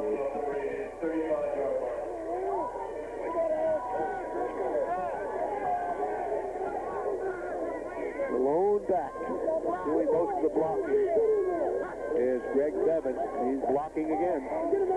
There's a look, a little screen, and it is dropped by Bevan that time as he left his blocking position and turned around at the 35, but could not hold the ball. We're seeing quite an arsenal from Jason Jacks today. Really been very impressive. Throwing the deep pass there, showing some nice touch on the screen. Of course, the ball was dropped, but you know, you look at the scoreboard, you wouldn't think that the Muhlenberg quarterback had such a good game, but he's shown a lot, and for a freshman, he'll be back next year, and he'll be much better for it. I wonder if something's wrong with Steve Peters. He hasn't been in the ball game for quite a while, and maybe he came up with an injury. There's the toss down the center and broken up at the 5, but a flag. Well, that'll be pass interference on Mike McLean, the tight end. He was bumped while that ball was still 5 yards away.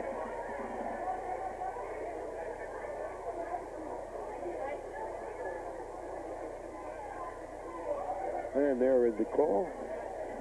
Maybe we will see it again.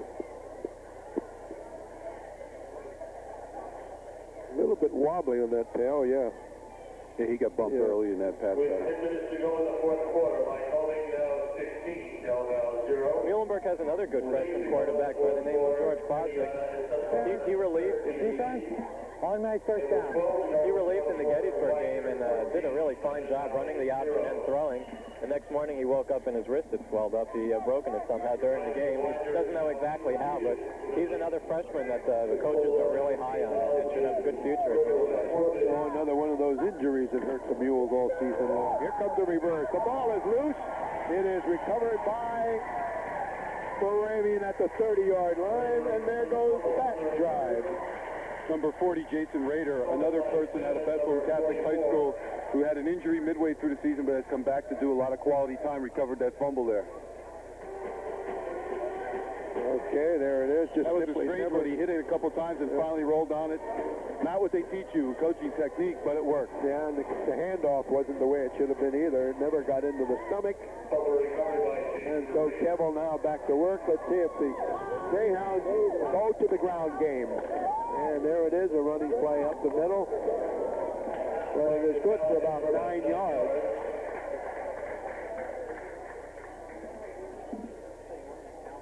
So it may be to run some time off this clock here that the Greyhounds will. A lot of local talent on that line there for Moravian. Shane Lamas from Easton, Matt Bendekovich, Northampton, Sean Gallagher from Northampton. Yes, Matt's father, I believe, was coaching at Whitehall. That's correct, a couple of years. 2nd and 1. And pressure on, and Bonsall stopped at the line of scrimmage. Second effort gets to the 40. Might be a first down. And we're getting to see some of the future of Muhlenberg right here as some of their reserve freshmen get a chance to play. Number 55, Trevor Darrell. Number 77, Robert Calder, among the players who are in the game now. James Sochi, number 57 from Southern Lehigh, who blocked the punt earlier, getting some playing time now as well. 18 is Lionel Hush. Sophomore, cornerback. Coach Stapp now taking some of his senior players out of the game. Kevin Anderko just went out to a rousing applause. And I'm sure we'll see Sean Kevel taken out in an appropriate moment. For 2-yard loss, 2nd and 12. And a well-deserved one is that, boy. Well, here he comes now. Here he comes right now. And in goes number 10. Sean Kevel getting a standing ovation here, and he well deserves it. He's set many records that'll probably last quite a long time.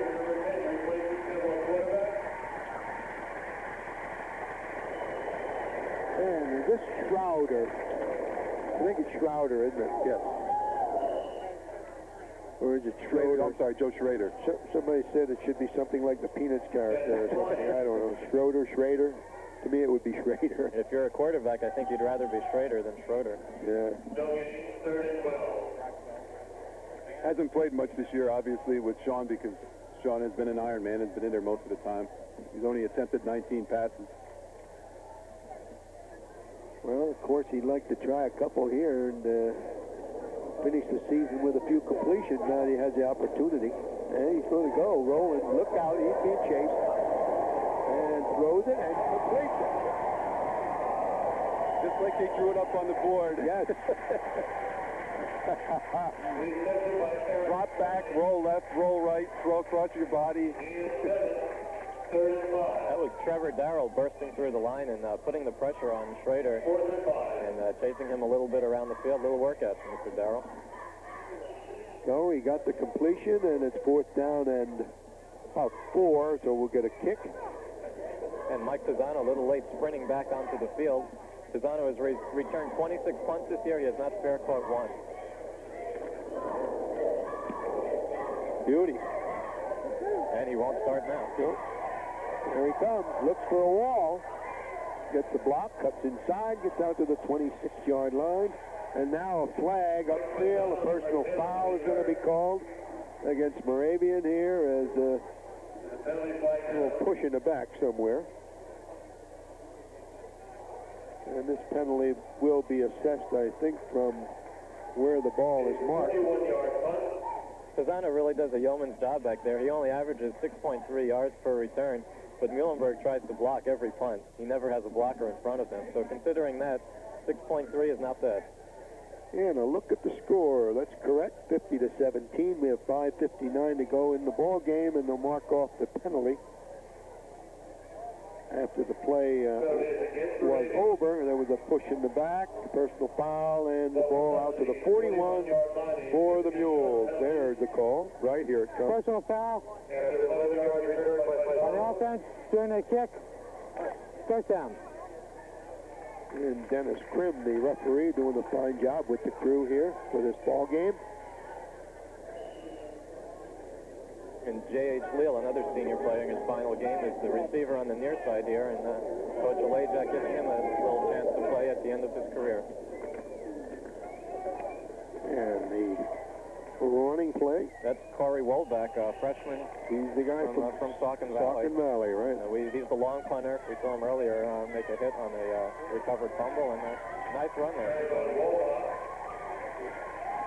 The wholesale change is being made right now. Coach Staff getting out some of the senior defensive players. Ian Alina, Eric Comboy, Jimmy Day from Liberty. I'll tell you, they've had a lot of success in their 4-year career here. Well, 14 seniors on the squad. And this running play again. It's Wolbach. Flashes over the 40-yard line of Moravian. The mark at the 38. Wolbach, just a little fire plug of a guy, only 5'8", but a tough kid and a guy that the coaches really like. Again, another freshman from the Lehigh Valley who feels has a good future at Muhlenberg.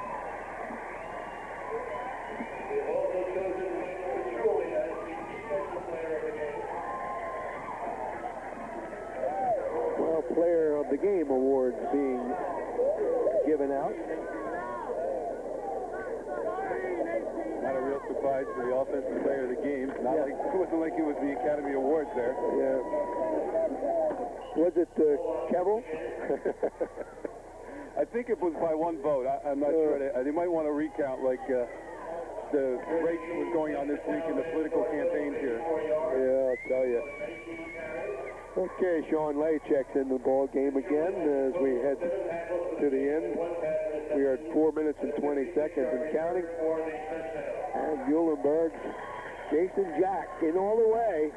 Give him a lot of credit. Fine ball game for the left-hander. Does not have to hang his head in this one. Again, Wolbach gets a good running room, about 8 yards. Another first down to the 27-yard line.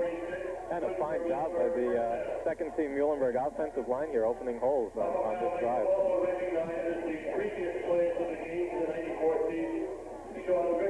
Some of those players, Eric Skinner, Dave Johnson, Jeremy Wentz, Sal Iannisi. First and 10. Lay coming our way. And going to Wolbach again. They want to get him a TD. He's down to the 21. Well, Wolbach came into this game with 5 carries for 9 yards on the season. I was going to say he might end up being the leading down gainer for the ball game here for Muhlenberg. Keep handing it to him.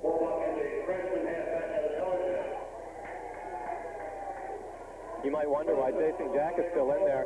Muhlenberg has only one healthy backup quarterback. That's the punter, Frank Griff. He has taken one snap at quarterback all year. I think right now the coaches would rather just stick with Jack and go to next year. And here again, the handoff to Wolbach. This time he stopped in the backfield, will not gain. I tell you, this is another real nice thing to see because these kids that are on the field right now don't get a lot of time at all. I mean, you know, some people, when you talk to kids in high school at this day and age, they say, well, I don't want to play Division III football. I'm a Division I person, or I'd rather go someplace where they give me money. And then you have kids like these guys that are out here right now who are, you know, don't even get to play much at the Division III level, but they're really hitting and putting their all into everything that goes on every play. Yes, they certainly are, and even though the score is the way it is, they want to play, and they continue doing the job out there. Of course, the other reason, you don't want to let up no matter what, because that's when you get hurt. And Wolbach again is stopped, tries to come up off the ground and go, and is pushed back. And lucky for them, when they do play, the game's being televised. Yeah. Well, I'll tell you, you mentioned Saucon Valley. They have another young fellow down there by the name of Killar. He had a couple of brothers for Bobby Beidler's team, and the boy, just a junior, had a tremendous year for Saucon Valley. Of course, now in his senior year, here's another guy you go looking for, you know, if you're thinking of recruiting people. A lot of guts, I guess, is the word to use. Some of these little guys really like to play the game. I'll pass that on to the coaching staff. There you go.